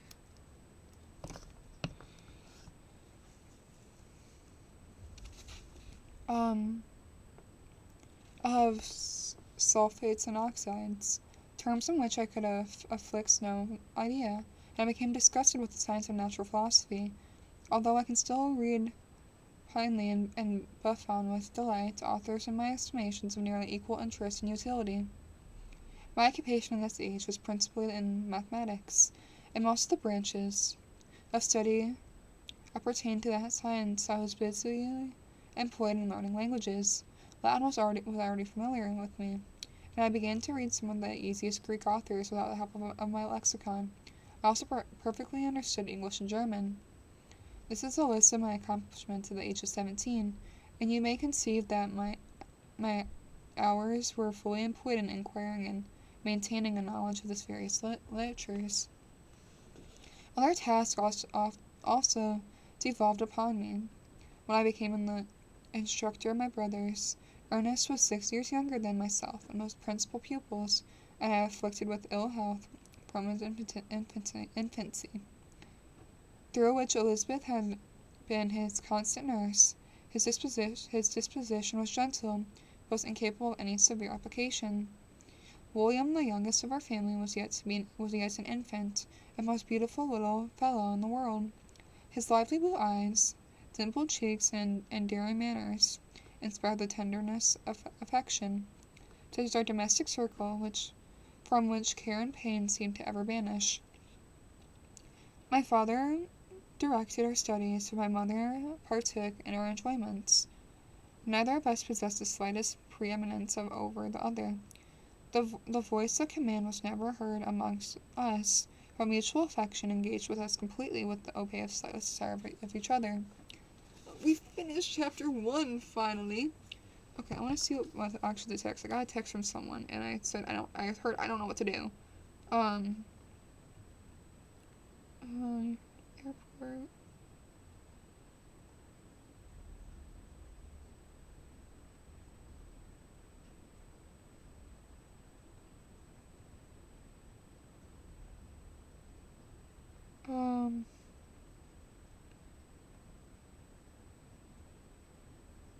So let's call her after my stream. Sorry.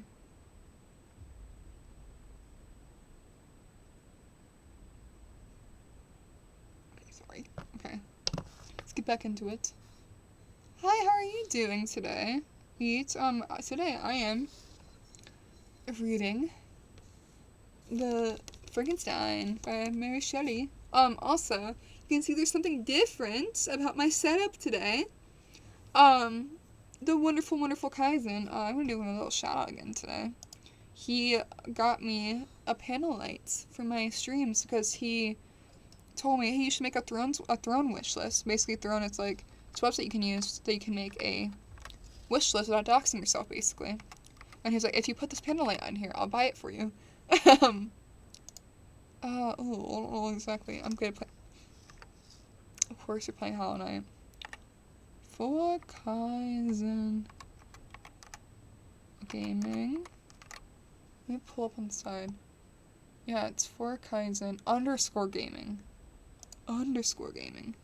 Okay. _gaming, is that right? For Kaizen.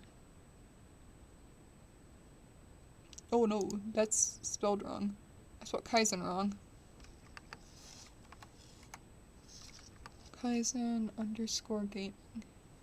This is the person, he's actually live right now. Yes, it worked. Okay. Yes. That is Kaizen. That's the person who bought me the panel light. But yeah, I hope, yeah.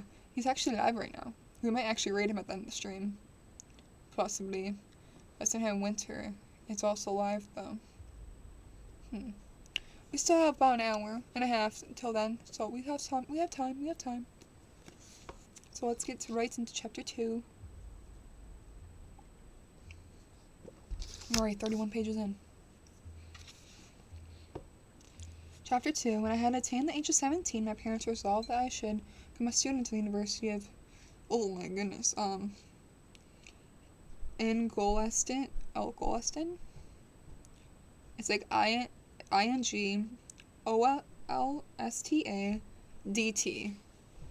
How do I pronounce that? Angolastan? Angolastan? Angolastan? Okay, oh, I'm gonna give up. I don't know. I tried. I had hitherto attended the school of Geneva, but my father thought it necessary for my completion of my education that I should have acquainted with other customs than those of my native country. My departure was therefore fixed in early dates. But before the day resolved upon could arrive, the first misfortune of my life occurred. An omen, as it were, my future misery. Elizabeth had caught the scarlet fever, but her illness was not severe. She quickly recovered. During her confinement, many arguments that had been urged to persuade my mother to refrain from attending upon her, attending. I said it right the first time. She had at first yielded to our entreaties, but when she heard that her favourite was recovering, she could no longer debar herself from society, and entered her chamber long before the danger of infection was past. The consequence of this imprudence was fatal. On the third day my mother sickened. Her fever was very malignant, and the looks of her attendants I'm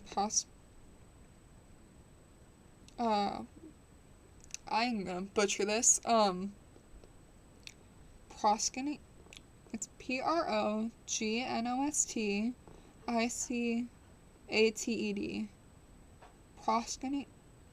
Oh, this is the thing with reading books over 100 years old. Almost 200 years old. Wait, yeah, 200 years old. Yeah, I don't. I had to double check that.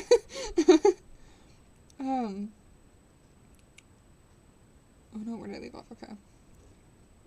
On her deathbed, the fortitude of benignity of this admirable woman did not desert her. She joined the hands of Elizabeth and myself, my children, she said. My firmest hopes for future happiness were placed in the prospects of your union. This expectation will now be your consolation of your father. Elizabeth, my love, you must supply my place with your younger cousins. Alas, I regret that I am taken from you, and happy and beloved as I have been. That is not hard to quit you all, but these are not thoughts befitting me. I will endeavor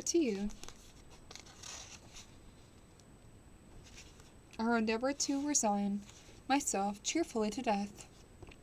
I will indulge a hope of meeting you to another world. She died calmly, and her countenance expressed affection even in death. I need not describe the feelings of those whose dearest ties are rent by those irreparable evil, and void that presents itself to the soul, and the despair this exhibited on the countenance. It is so far before the mind can persuade itself that she, whom we saw every day and whom very existence appeared a part of our own, can have departed forever, that the brightness of a beloved eye can have extinguished, and the sound of a voice so familiar and dear to the ear, can be hushed, never more to be heard. They are the reflections of the first day, when the lapse of time proves the reality of the evil, when the actual bitterness of grief commences. Yet from whom has not the rude hand rent away some dear connection? It's not connection, but it looks like connection. It's like CUNNEXION. Then why should I describe a sorrow for which I have felt, and must feel, the time at length arrives, when grief is rather indulgence than a necessity, and a smile that plays upon the lips, although it may be deemed a sacrilege, is not banished to perform. No, not banished. Why did I skip a whole line? Well, it is banished, but... My mother was dead, but I have still duties in which we ought to perform. We must continue our course with the rest to learn to think ourselves fortunate, while one remains whom the spoil is not seized. My journey to Ingolstadt, hopefully that's how you pronounce that, which had been deferred by these events, was now again determined upon. I obtained from my father a respite of some weeks. This period was spent sadly my mother's death, some speedy departure, depressed with our spirits by Elizabeth's endeavors to renew the spirits of cheerfulness in our little society. Since the death of her aunt, her mind was acquired new firmness and vigor. She determined to fulfill her duties with the greatest exactness, and she felt that the most imperious duties of rendering her uncle and cousin happy, and in devolved upon her. She consoled me and amused her uncle, instructed her my brothers, and I have never beheld her so enchanting at this time, when she was continually endeavored to contribute to the happiness of others, entirely forgetting of herself. The day of my departure at length arrived, and I have taken leave with all my friends except Sherville. Not Sherville, what again? Sleveril? I don't know how that can be a C sound, but like sometimes a C can be sound like an S. So again, we're just gonna say that. Who spent the last evening with us. He bitterly lamented that he was unable to accompany me, but his father could not persuade him to part with him, intending that he should become a partner with him in business, an accomplice to his favorite theory. Then learning was superfluous in the commerce of ordinary life. Henry had a refined mind, and he had no desire to be idle, and was well pleased to have his father's partner, and he believed that a man might be a very good trader, and yet possess a cultivated understanding. We sat late listening to his complaints and making many little arrangements of the future. The next morning, early I departed, tears gushing from the eyes of Elizabeth. They proceeded partly with the sorrow of my departure, and partly because she reflected the same journey was to have taken place 3 months before, when a mother's blessing would have accompanied me. I threw myself into the chaise that was to convey me away, and indulged with the melancholy reflections. I, who was been surrounded by amiable companions, continually engaged in endeavors to bestow mutual pleasure. I was not alone in the university. Wherever I was going,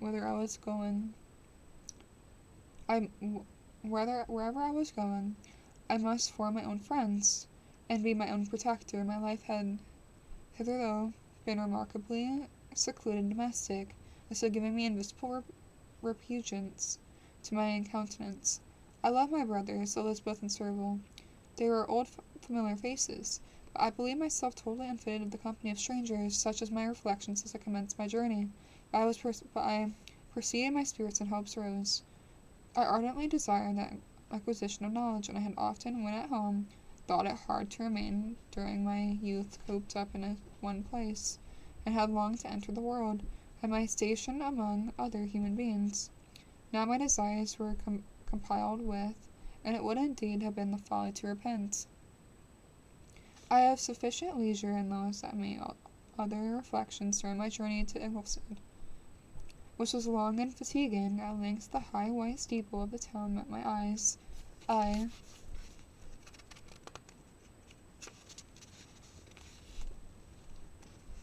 alighted, and I was conducted to my solitary apartment to spend the evening as I pleased.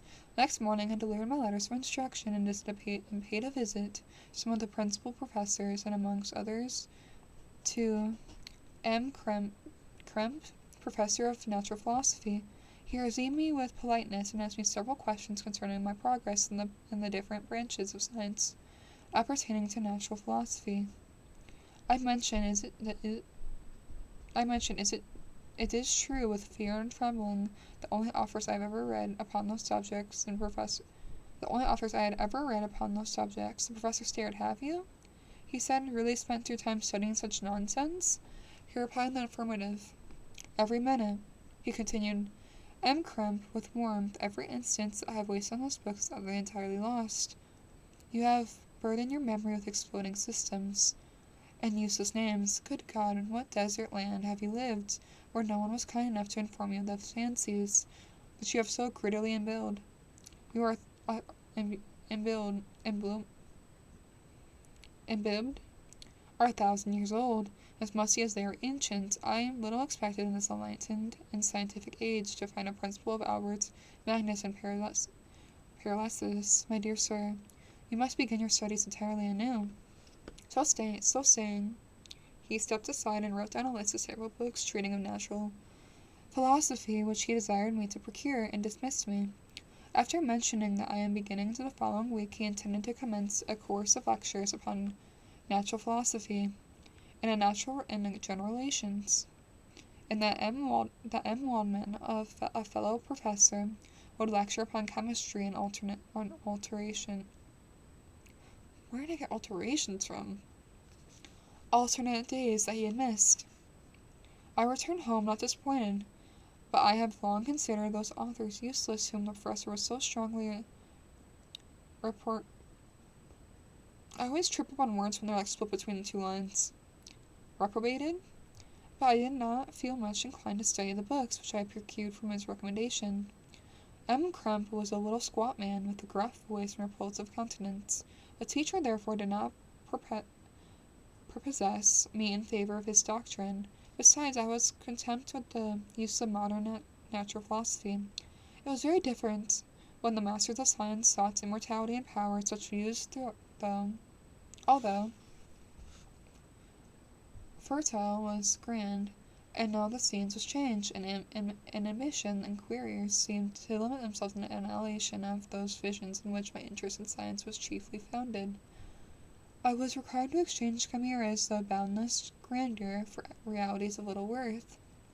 Such as my reflections during the first 2 or 3 days, spent almost in solitude. For those ensuing week commenced, I thought of the information of M. Crump had given me concerning the lectures, and although I could not consent to go and hear the little conceited fellow deliver sentences out of the pulpit, I recollected that he had said of M. Will you give him a drink of water for Christ's sake? Winter, you are streaming right now. Why are you in my stream? I can literally see you on my second monitor.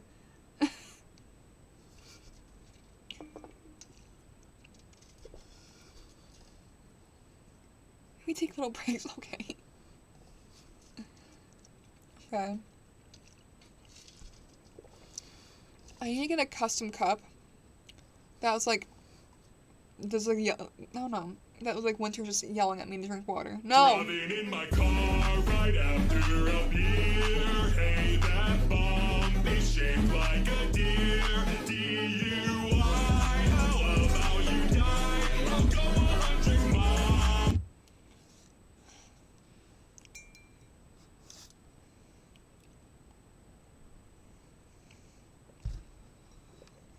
Winter, go focus on your own stream instead of yelling at me to hydrate. Yeah, I'll get one more. Cause I love this tea, but at the same time, it has a weird aftertaste.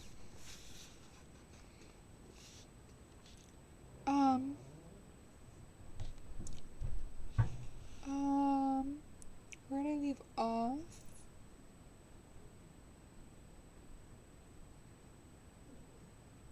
And although I did not consent to go and hear the little conceited fellow deliver sentences out of a pulpit, I recollected in what he said about M. Waldman, whom I had never seen, as he had hitherto been out of town, partly from curiosity. I'm waiting for him to start another round.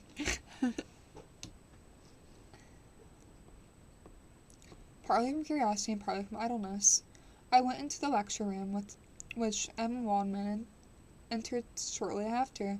This professor was little unlike his colleagues. He appeared about 50 years of age, and with some aspects expressive of the greatest benevolence. A few gray hairs covered his temples, and those at the back of his head was nearly black. His person was short, but remarkably erect, and his voice was the sweetest I had ever heard. He began his lectures in the recapitalization of the history of chemistry, and the various improvements made by different men of learning, pronouncing with fervor the names of the most distinguished discoveries. Then he took a cursory view of the present state of the science, and explained many of its elementary terms. After having made a few preparatory experiments, he concluded with a panegyric upon modern chemistry, in terms of which I shall never forget. Okay, I need a water break. That's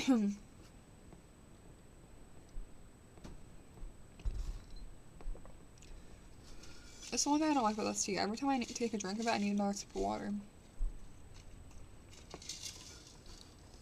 Also, do you guys like the lighting better? I feel like it definitely looks a lot better than it was before. Okay.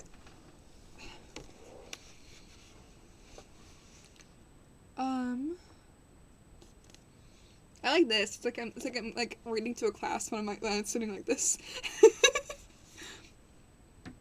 The ancient teachers of the science, he said, promised impossibilities and performed nothing. The modern masters promise very little, and they know the metals cannot be transmuted, and that the elixir of life is a chimera. But those philosophers, those hands seem only made to dabble in dirt, and their eyes to pore over a microscope or crucible, have indeed performed miracles, to penetrate into the recesses of nature, and shew how she works in her hidden places. They ascend into the heavens and have discovered how the blood circulates in the nature of the air we breathe. They have acquired new and almost unlimited powers, and they command the thunders of heaven, mimic the earthquakes, and mock the visible world of their own shadows. I departed highly pleased with the professor of his lectures, and paid him a visit the same evening. His manners in private were even more mild and attractive in public than in public, for there is certain dignity in the mind during his lectures, where his own house was replaced by the greatest affability and kindness. He heard with attention my little narration concerning my studies, and smiled at the names of Cornelius Agrippa and Paracelsus, and without the contempt of Krempt had exhibited, he said that these are men of whose indefatigable zeal modern philosophers had indebted for most of the foundations of their knowledge, and had left to us as an easier task to give new names and arrange and connect into classifications the facts in which there are a greater degree that have been the instruments of bringing to light. The labors of men have been genius, however erroneously directed, and scarcely ever failing in ultimately turning to the solid advantage of mankind, listed in a statement which was delivered without any presumption or affectation, and then added, with his lecture had removed my prejudice against modern chemists, and I at the same time requested his advice concerning the book I ought to procure. I am happy, said M. Waldman. I have gained a principle if your application equals your ability, and I have no doubt of your success.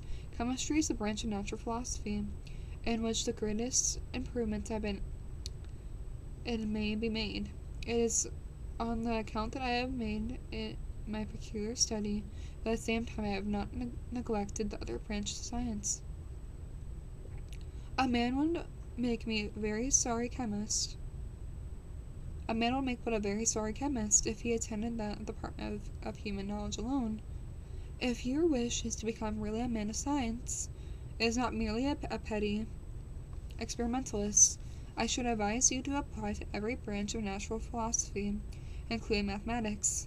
Then he took me into his laboratories and explained to me the uses of his various machines, instructing me as to what I ought to procure, and promising me the urge of his own, when I shall have advanced far enough in the sciences not to derange their mechanisms. I also gave me a list of books in which I had requested, and took my leave. Thus ended a day memorable to me to decide my future destiny. We have made it to chapter 3, Rio's poll of asking if I was. Let's see. Can I see what the predictions were? only a single person voted yes. Well, thank you, Daniel, for voting yes and believing in me that I could make it to chapter 3 if you're still here. I didn't almost knock it over. How long is this chapter? Short chapter. Okay, we're gonna do one more chapter after this. I believe. At least one more chapter. At least. Chapter 3. This one's only a couple pages long. Chapter 3. From the day natural philosophy, and particularly chemistry is the most comprehensive sense of the term, became nearly my sole occupation. I read the ardor of these works, so full of genius and discrimination, which modern inquiries have written in the subjects.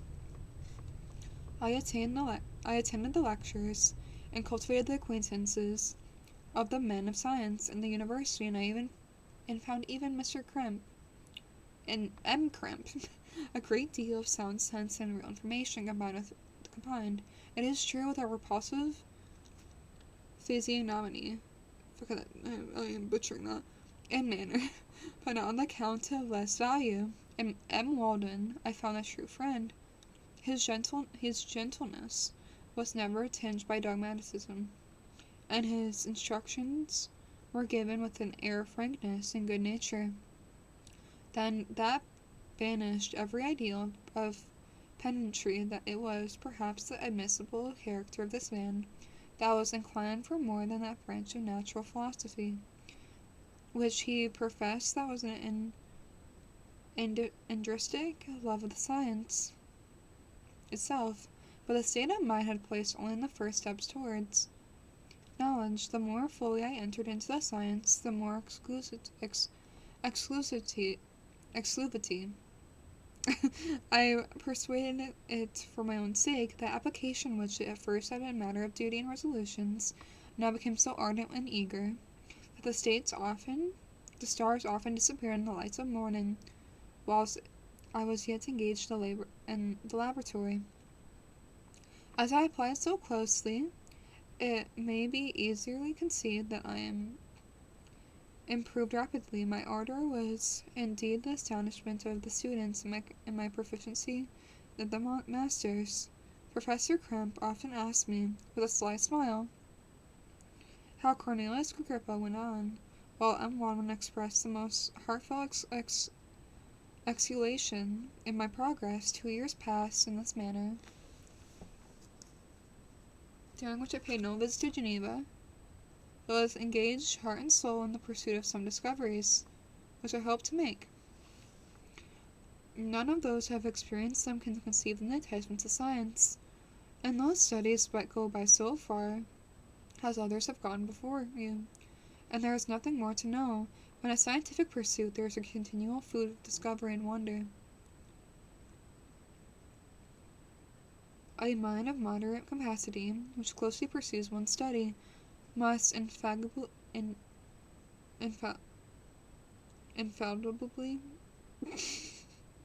arrive as great proficiency of that study, and I who continually sought to attainment of one object of pursuit, that was solely wrapped in this, improved so rapidly that, at the end of 2 years, I made some discoveries in the improvement of some chemical instruments,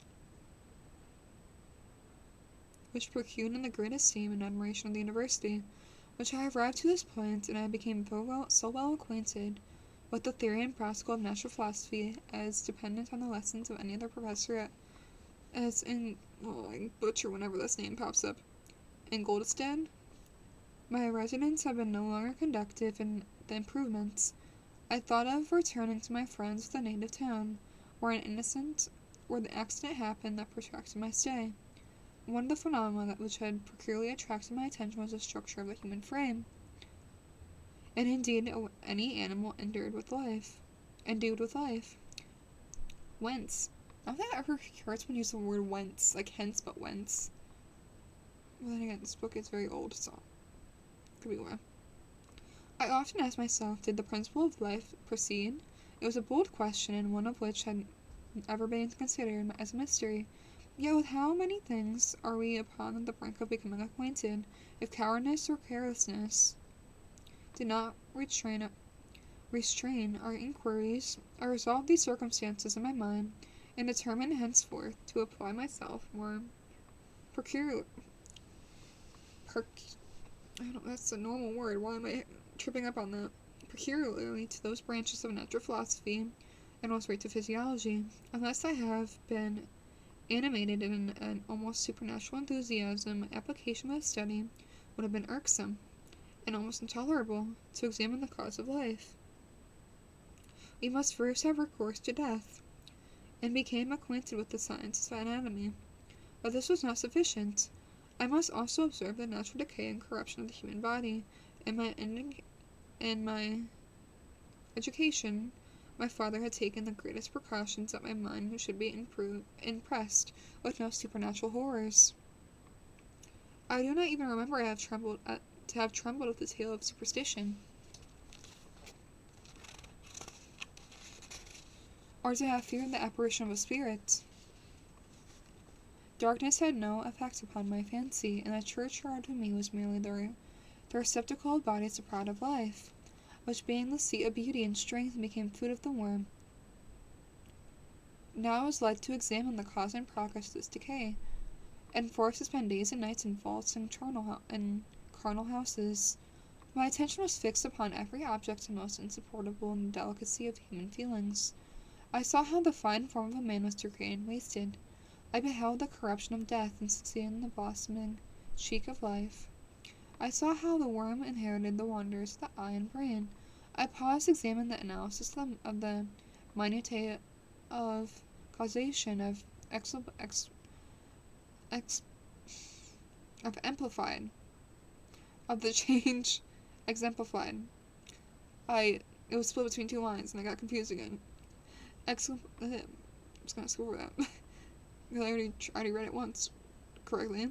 And the change of life to death, and death to life, until the midst of the darkness a sudden light broken upon me. A light so brilliant and wondrous, yet so simple, that while I became dizzy in my immensity of the prospect which it illustrated, I was surprised that among so many men men of genius, who had directed their inquiries toward the same science, and I alone should be reserved to discover so astonishing a secret. Remember, I am not recording the vision of a madman. The sun does not more certainly shine in the heavens than there should now affirm its truth. Some miracle might have produced it, yet the stages of the discovery were so distinct and probable. After days and nights of incredible labor and fatigue, I succeeded in discovering the cause of generations of life. Nay, more, I became myself capable of bestowing animation upon lifeless matter. The astonishment which I had first experienced on this discovery soon gave place to delight and rapture. After so much time spent in painful labor, to arrive at once at the summit of my desires, what the most gratifying consummation of my toils. The discovery was so great and overwhelming that all the steps in which I had been progressively led to were obliterated, and I behold only the results, which have been the study and desire of the wisest men since the creation of the world. And now within my grasp, not that, like a magic scene, it all opened up upon me at once. The information I had obtained was of a nature rather than direct my endeavors. So soon I should point them towards the object of my search, than to exhibit the objects already accomplished. I was like the Arabian who has buried it with the dead, and found a passage of life aided by one glimmering and seemingly ineffectual light. I see by your eagerness and the wonder of the hope that your eyes express, my friend, that you expect to be informed of the secret by which I am acquainted. That cannot be. Listen patiently until the end of the story, and you'll easily perceive why I am reserved upon the subject. I will not lead you on, unguarded and ardent as then I was, to your destruction and indefatigable misery. Learn from me, and it's not of your precepts. At least by my example, how dangerous the acquirement of knowledge, and how much happier the man who believes his native town to be his world, when he who inspires to become greater than his nature will allow. When I found so astonishing a power placed within my hands, I hesitated a long time concerning the manner of which I should employ it. Although I possess the capacity of bestowing animation, yet to prepare a frame for the reception of it, with all its intricacies of fibers, muscle and veins, still remaining to work of inconceivable difficulty and labor. I doubted at first whether I should attempt the creation of a being like myself, or one of the similar organization, but my imagination was far too exalted by my success to permit to the depths of my ability to give life to an animal as complex and wondrous as a man. The minerals at present with my command hardly appeared adequate so arduous an undertaking. I doubted that I should ultimately succeed. I prepared myself for a multitude of reverses. My operations might be incessantly baffled at my last of works being perfect, yet when I consider the improvements which every day takes place in science and mechanisms, I am encouraged to hope the present attempts would be at least lay a foundation for future success. Nor I could consider the magnitude and complexity of my plan an argument of impracticability. It was those feelings that began the creation of a human being, as the minuteness of of the parts formed a great hindrance to my speed. I resolve, contrary to the first intention, to make the being of gigantic stature, that is to say, about 8 feet in height and proportionately large, have been formed in determination,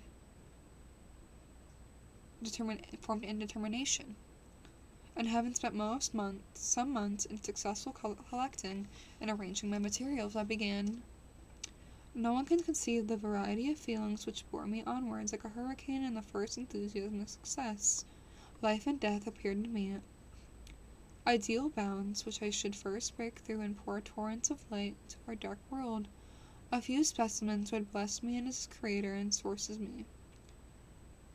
many happy and excellent natures would owe that being to me. No father could claim the gratitude of his child so completely as I should deserve theirs. Pursuing their reflections, I might in process and time, although I found it impossible new life where death has apparently devoted the body of the corruption. Their thoughts supported my spirits. While I pursued my undertaking with unremittent ardor, my cheeks had grown pale with study, and my person had become emaciated with confinement. Sometimes on the Will you give him a drink of water, for Christ's sake? Nick, you scared me.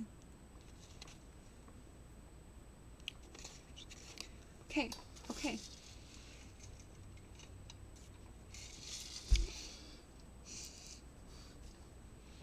Yes, it was very obvious you scared me. I didn't realize you're still here. I'm getting very focused I was so focused in the book that that's like, I don't know if I've ever gotten that scared from a alert before.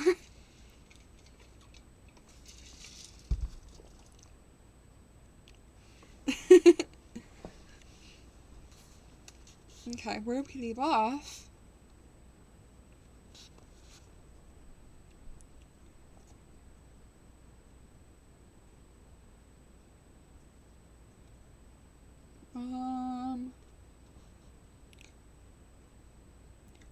I'm gonna start right here. I believe you already read this part, but I don't know where we left off because Nick interrupted with the water alert. No one can conceive the variety of feelings which bore me onwards like a hurricane in the first enthusiasm of success. Life and death appeared to me to be To me, ideals bounds which I should first break through and pour a torrent of light into our dark world. A new species would bless me as its creator and source. Many happy and excellent natures would own me being their beings to me. No father would claim the gratitude of his child and so completely as I should deserve theirs. Pursuing their reflections, I thought that it would bestow animation upon these lifeless matter. I might, in process and time, although I found it impossible, renew life where death has apparently devoted the body to the corruption. These thoughts supported my spirits. When I pursued my undertakings with unremitted ardor, my cheeks had grown pale with study, and my person had become emaciated with confinement, sometimes on the very brink of certainty. I failed, yet it was still clung to the hopes on which days the next hour might realize.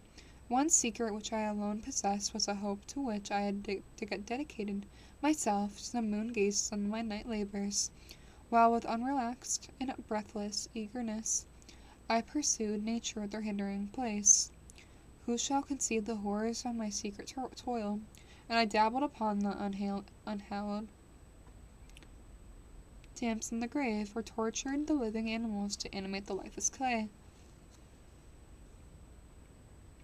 My limbs now tremble and my eyes swim with the remembrance.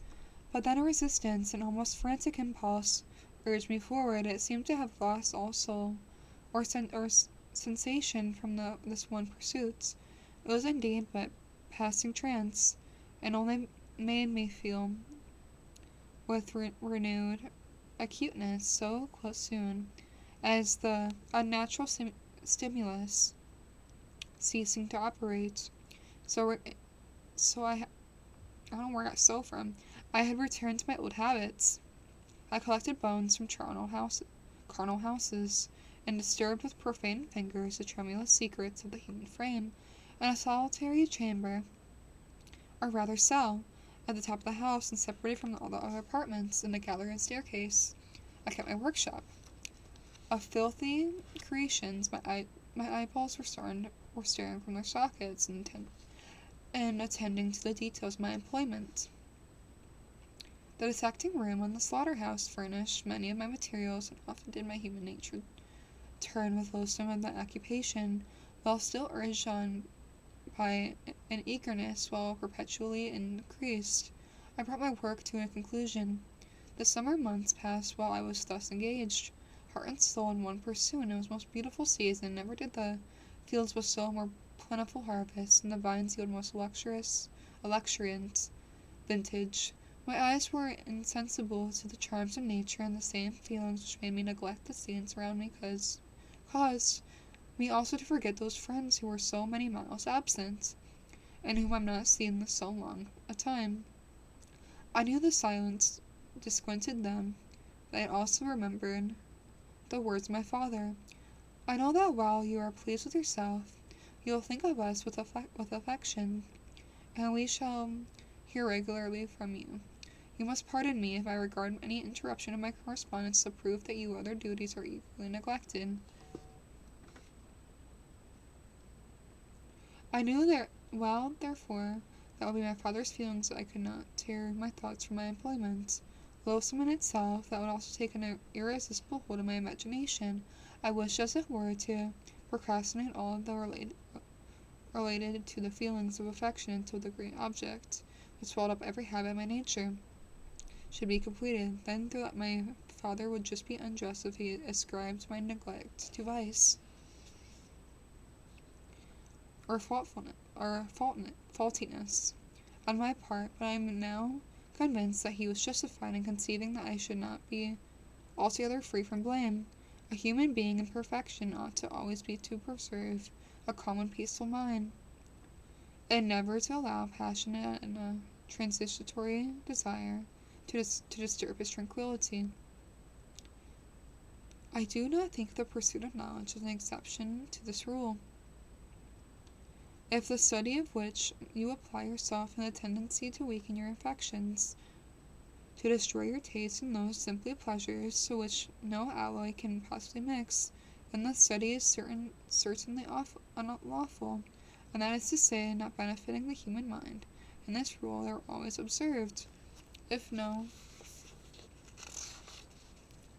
man allowed any pursuit whatsoever to interfere with the tranquillity of his domestic affections, Greece had not been enslaved. Caesar would have spared this country. America would have been discovered more gradually, and the empires of Mexico and Peru had not been destroyed. But I forgot that I am moralizing in the most interesting part of my tale, and your looks remind me to proceed. My father made no reproach in his letters, only took notice of my silence of inquiries into my occupation more particular than before. Winter, spring, and summer passed away during my labors, but I did not watch the blossom of the expanding leaves. Sights which before always yielded me supreme delight, so deeply was I engrossed in my occupations. The leaves of this year had withered before my work drew near to a close, and now every day shewed more plainly how well I've succeeded. But my enthusiasm has checked in many anxiety, and I appeared rather like a doomed by slavery to toil in the mines, or any other unwholesome trade, than an artist occupied by his favorite employment. Every night I was oppressed by a slow fever, and I became nervous to the most painful degree, a disease that I regretted most because I had hitherto enjoyed most excellent health. I always boasted in the firmness of my nerves. I believed that the exercise and amusement would soon drive away such symptoms, and I promised myself both of these when my creation should be complete. I am going to take another bathroom break because people keep yelling at me to drink water. And we have one more chapter left. Which, is it a short chapter? Just chapter 5? No, chapter 4. I'm horrible at Roman numerals. The thing is, these chapters are so short. Keep saying, oh, just one more chapter, and this is... I'm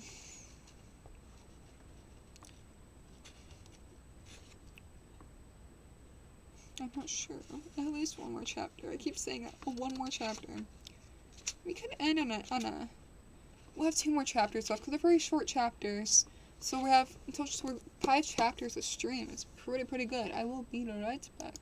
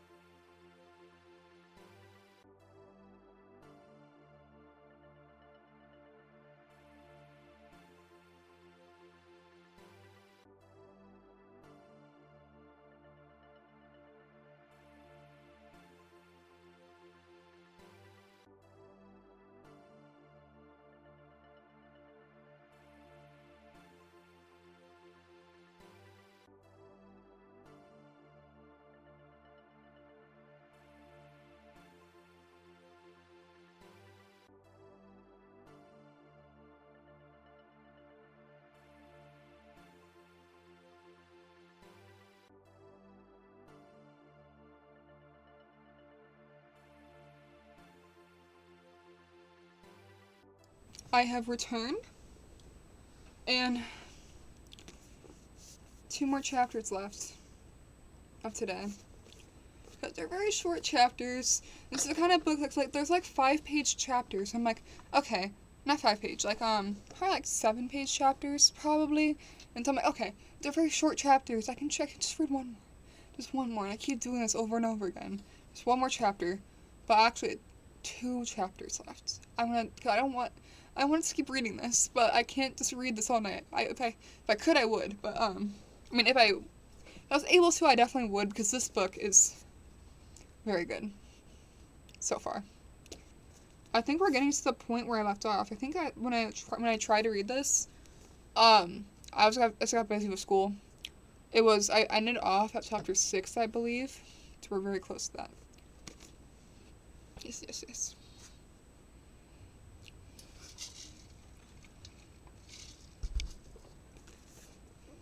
Let's get into it. Chapter 4. It was a dreary night in November that I beheld the accomplishments of my toils. With an anxiety that almost amounts to agony, I collected the instruments of life around me, that I might infuse a spark of being into this lifeless thing that lay at my feet. It was already 1 in the morning.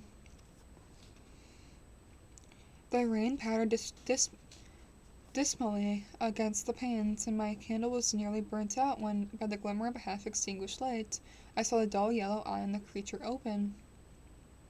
It breathed hard, and a convulsive motion agitated its limbs. How can I describe my emotionless catastrophe? How could delight in the wretched womb of which indefinite pains and care have endeavored to form? His limbs were in proportion, and I have selected his features as beautiful. Great God, his yellow skin scarcely covered the work of muscles. I distinctly remember reading this passage in AP Lit. I distinctly remember doing analysis of this passage. So I feel like, yeah, I don't know why I just mentioned that. I just distinctly remember this. Cause we had to annotate it, then like pick it apart basically. So that's immediately what I thought of when I started reading this part. His yellow skin scarcely covered the work of muscles and arteries beneath. His hair was of a lustrous black and flowing. His teeth were a pearly whiteness, but his luxuries only formed a more horrid contrast with his watery eyes, that seemed almost the same color as the dun white sockets in which they were set. His shriveled complexion and straight black lips, the different accidents of life were not so unchanged as the feeling of human nature. I had worked so hard for nearly 2 years for the sole purpose of infusing life into an inanimate body. For this I had deprived myself of rest and health. I had desired to do it with an ardor that far exceeded moderation, but now that I had finished, the beauty of the streams vanished. In breathless horror, disgust filled my heart. Unable to endure the aspect of being I had created, I rushed out of the room. Sorry, I heard someone come upstairs. And continued a long time traversing my bedchamber, unable to compose my mind to sleep. At length, lassitude succeeded to the tumult I had been endured. I threw myself on the bed in my clothes, endeavored to seek a few moments of forgetfulness, but it was in vain. I slept indeed, but it was disturbed by the wildest dreams. Thought I saw Elizabeth, in the bloom of health, walking in the streets of Ingolstadt. Delighted and surprised, I embraced her as I imprinted the first kiss on her lips, and they became livid with the hue of death. The features appeared to change, and though that I held the corpse of my dead mother in my arms, a shroud enveloped her form, and I saw the grave worms crawling in the folds of flannel. And starting in my sleep with the horror, a cold dew covered my forehead, and teeth chattered, and every limb became convulsed when, by the dim and yellow light of the moon, it forced its way through the window shutters. I beheld the wretch, the miserable monster whom I have created. I held it in the curtains of my bed, and his eyes, if eyes they could be called, were fixed on me. His jaw open, and he muttered some inarticulate sounds, while a grin wrinkled his cheeks. He might have spoken, but I did not hear. One hand was stretched out, seemingly to detain me, but I escaped and rushed downstairs. I took refuge in the courtyard belonging to the house I habitated, where I remained during the rest of the night. I walking up and down the greatest agitation, listened attentively, catching and fearing each sound as if it were to announce the approach of the demoniacal corpse. I don't think I've ever heard that word before. Demoniacal corpse, from which I had so miserably given life. No, oh, no mortal could support the horror of that countenance. A mummy again and endued with animation could not be so hideous as that wretch. I had gazed at him, while unfinished. He was ugly then, for when those muscles and joints were rendered incapable of motion, came a thing such as even Dante could not have conceived. I passed the night wretchedly. Sometimes my pulse beat so quickly and hardly that I felt the palpitations of every artery. At others, I nearly sank to the ground through Lancourt. I need some water.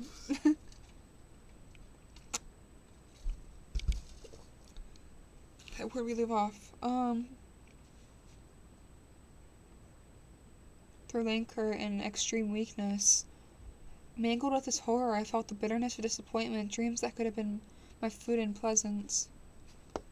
Rest were so long a space, were now become a hell to me, and the change was so rapid, the overthrow so complete. Morning dismal and wet, as at length dawned, and discovered to my sleeplessness and anxious eyes the church of Eaglestead, its white steeple and clock, which indicated the 6th hour. The porter opened the gates of the court, which that night had been my asylum, and I issued into the streets, pacing them with quick steps, as though I sought to avoid the wretched room I feared every turn in the streets would present to my view. I did not dare return to my apartment which I inhabited, but I felt impelled to hurry on, although wetted by the rain, which poured from the black and comfortless sky. I continued walking in this manner for some time, endeavoring by bodily exercises to ease the load that weighed upon my mind. I traversed the streets without any clear conception of where I was, or what I was doing. My heart palpitated in the sickness of fear.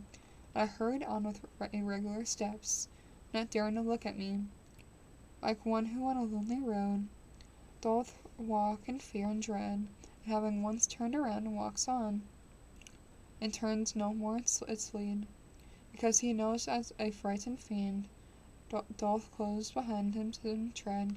Continuing thus, I came at length opposed to the inn of which a various diligence and carriages usually stopped. Will you give him a drink of water for Christ's sake? Winter. It scared me.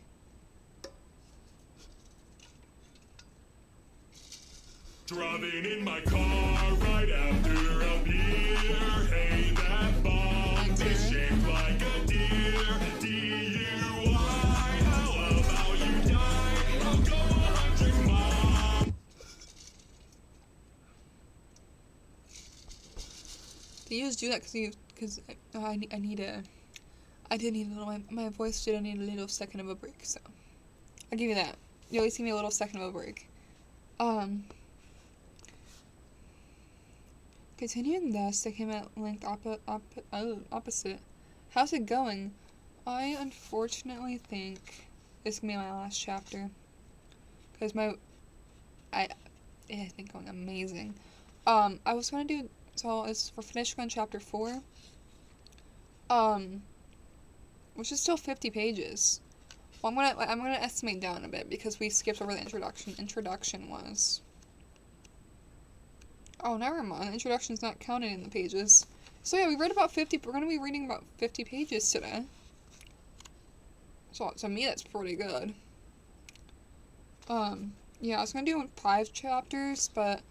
I do not think my voice could handle another chapter after this. So we're almost done. Unfortunately. If I could, I would do like a whole marathon of finishing the book in one go, because I honestly feel like I could.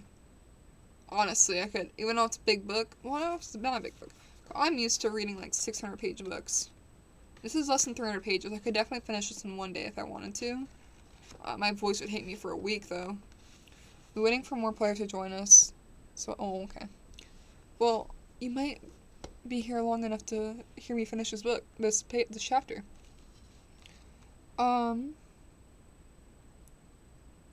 Here I paused. I knew why not, but I remained some minutes with my eyes fixed on a coach that was coming towards me with the other end of the street. As it drew near, I observed that it was a Swiss diligence.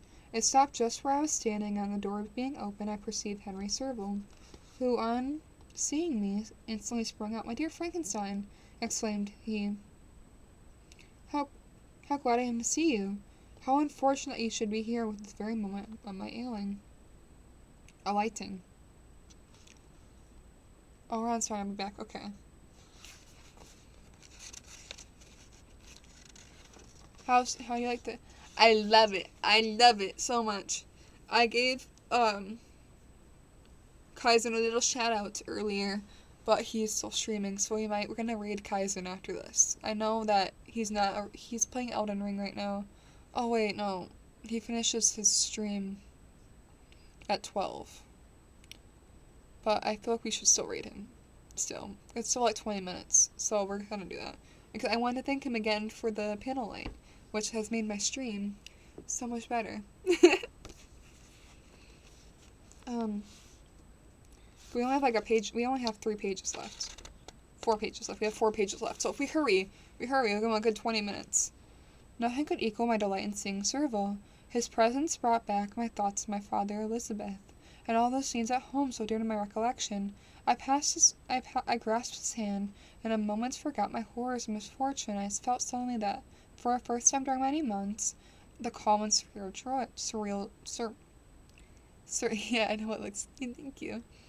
serene joy.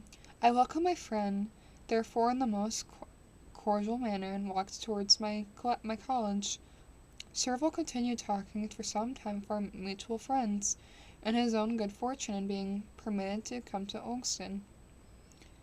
"You may easily believe," she said, "how great it was difficulty to persuade my father that it was not absolutely necessary for a merchant not to understand anything except bookkeeping, and indeed, I believe I left him incredulous to the last, and his constant answers to my unwearying entreaties was the same that the Duchess schoolmaster and the Vicar of Wakefield. I have 10,000 florins in a year without Greek. I eat heartily without Greek, but his affections for me at length overcame his dislike for learning,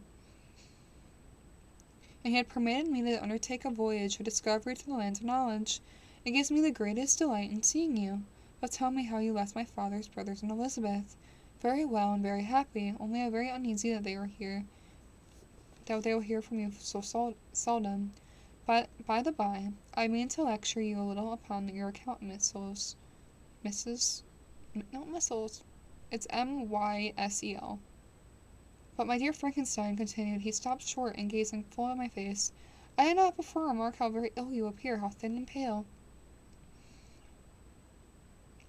You look as if you had been watching for several nights. You have guessed right, and I have lately been so deeply engaged in one occupation that I have not allowed myself sufficient rest, as you see, but I sincerely hope that all of the employments are now at an end, that I am at length free." I trembled excessively. I could not endure to think of, as far less to allude to the occurrence of the preceding night. I walked with a quick pace, and as soon as I arrived at my college, and then reflected to the thoughts made me shiver, and the creature whom I had left in the apartment might still be there, alive and walking about. Dreadful to behold this monster, but I fear still more that Henry should see him, entreating him, therefore, to remain a few minutes. At the bottom of the stairs, I darted up towards my own room. A hand was already on the lock of the door before I recollected myself, and paused, and a cold shiver came upon me, and I threw the door forcibly open, as children are accustomed to do when they expect a spectator to stand waiting for them on the other side. But nothing appeared, so stepped fearfully in. The apartment was empty. My bedroom was also freed from its hideous guests. I could hardly believe that so great of a good fortune could have befallen me. When I came assured that my enemy had indeed fled, I clapped my hands for joy and ran down for Serval. We ascended to my room, and the servant presently brought breakfast. When I was unable to contain myself, it was not joy that was only possessed me, but I felt my flesh tingle with excess of insensitiveness, and my pulse beat rapidly, and I was unable to remain for a single instant on the same place. I keep mispronouncing things. Same place. I jumped over the chairs, clapped my hands, and laughed loudly. Servo at first attributed an utter spirits of joy in his arrival. When he observed me more attentively, he saw a wildness in my eyes, for which he could not account, and the loud, unrestrained, heartless laughter. Frightened and astonished, my dear Victor, cried he, what for God's sake is the matter? You do not laugh in that manner. How ill are you? What is the cause of all this? Do not ask me, cried I. I put my hands before my eyes, as though I saw the dreadful spectre glide into the room. He can tell. Oh, save me, save me. I imagined the monster seat. I don't know why I said it like that. That's not how I was supposed to say it. I thought he was gonna... Okay, I'm just gonna ignore that. I imagined the monster seized me. I struggled furiously and fell in a fit. Poor Serval, what must have been his feelings? A meeting which he anticipated with such joy so strangely turned to bitterness, when not the witness of his grief, for I was like this and did not recover my senses for a long, long time. This was the commencement of the nervous fever, which confined me for several months. During about all this time, Henry was the only nurse. I afterwards learned that, knowing the father's advanced age, and unfit for such a journey, and how wretched my sickness. Me trying to read faster is not working out for me. My sickness would have made Elizabeth. He spared them the grief of concealing the extent of my disorder. He knew that I could not have a more kind, attentive nurse than himself, and the firmer the hope he felt of my recovery. He did not doubt that instead of doing harm, he performed the kindest action he could towards them. But it was in reality very ill, and certainly nothing that the unbounded and unremitted attentions of my friend could have restored me into life. The form in which the monster of whom I bestowed existence was for ever before my eyes, and I raved incessantly concerning him. And doubtless my words surprised Henry. At first he believed them to be wondrous of my undisturbed imagination, but the hermetancy from which I continually recurred for the same subject persuaded that my disorder indeed owed his origin to some uncommon and terrible events. By slow degrees, with frequent relapses, the alarm of the grief that grieved my friend, I recovered. I remember the first time I became capable of observing outwards objects with any kind of pleasure. I perceived that the fallen leaves of disappointment have disappeared, and that the young buds were shooting forth in the trees and shaded my window. It was a divine spring. The season contributed greatly to my convalescence. I felt sentiments of joy and affection revived in my bosom. My gloom disappeared, and in a short time I became as cheerful as before, as I was attacked by a fatal passion. Dear Serval, exclaimed I, how kind, how very good you are to me. This whole winter, instead of being spent in the study, you have promised yourself that I could consumed in my sick room. How shall I ever repay you? I feel the greatest remorse for the disappointment of which I had been the occasion, but you will forgive me. You will repay me entirely if you do not compose yourself. But get well as fast as you can, and since you appear in such good spirits, may I speak to you of one subject, may I not? I tremble. One subject? What could it be? Could he allude to objects of whom I dared not even think? Compose yourself, said Serval, who observed my change of colour. I will not mention it if it agitates you, but your father and cousin will be very happy if you receive a letter from you in your own handwriting. They hardly know how ill you have been, and uneasy your long silence. Is that all? My dear Henry, how could you suppose that my first thought would not fly towards those dear, dear friends whom I love, and who are so dear, so deserving of my love? It was be your present temper, my friends. You will perhaps be glad to see the letter which have been lying here some days for you. It's from your cousin, I believe. And, okay, we have to hurry to raid Kaizen to thank him for the panel light. Just made my streams a lot better. So we're going to continue in chapter 5 in 2 days. It was very sad because I want to continue reading this. I hope everyone had an amazing, amazing stream. This was a very fun stream for me. Especially just ranting for like 10 minutes beginning the stream about random stuff. Or random book-related stuff. But we are going to read out to Kaizen. He has about 15 minutes left of his stream. But I'm going to raid him as an extra little thank you for gifting me the panel light. Raid Kaizen, where are you? Where are you? Who is playing Stardew Valley? Okay, there he is. Okay, start to raid. 8, 7, 6, 5, 4, 3, 2,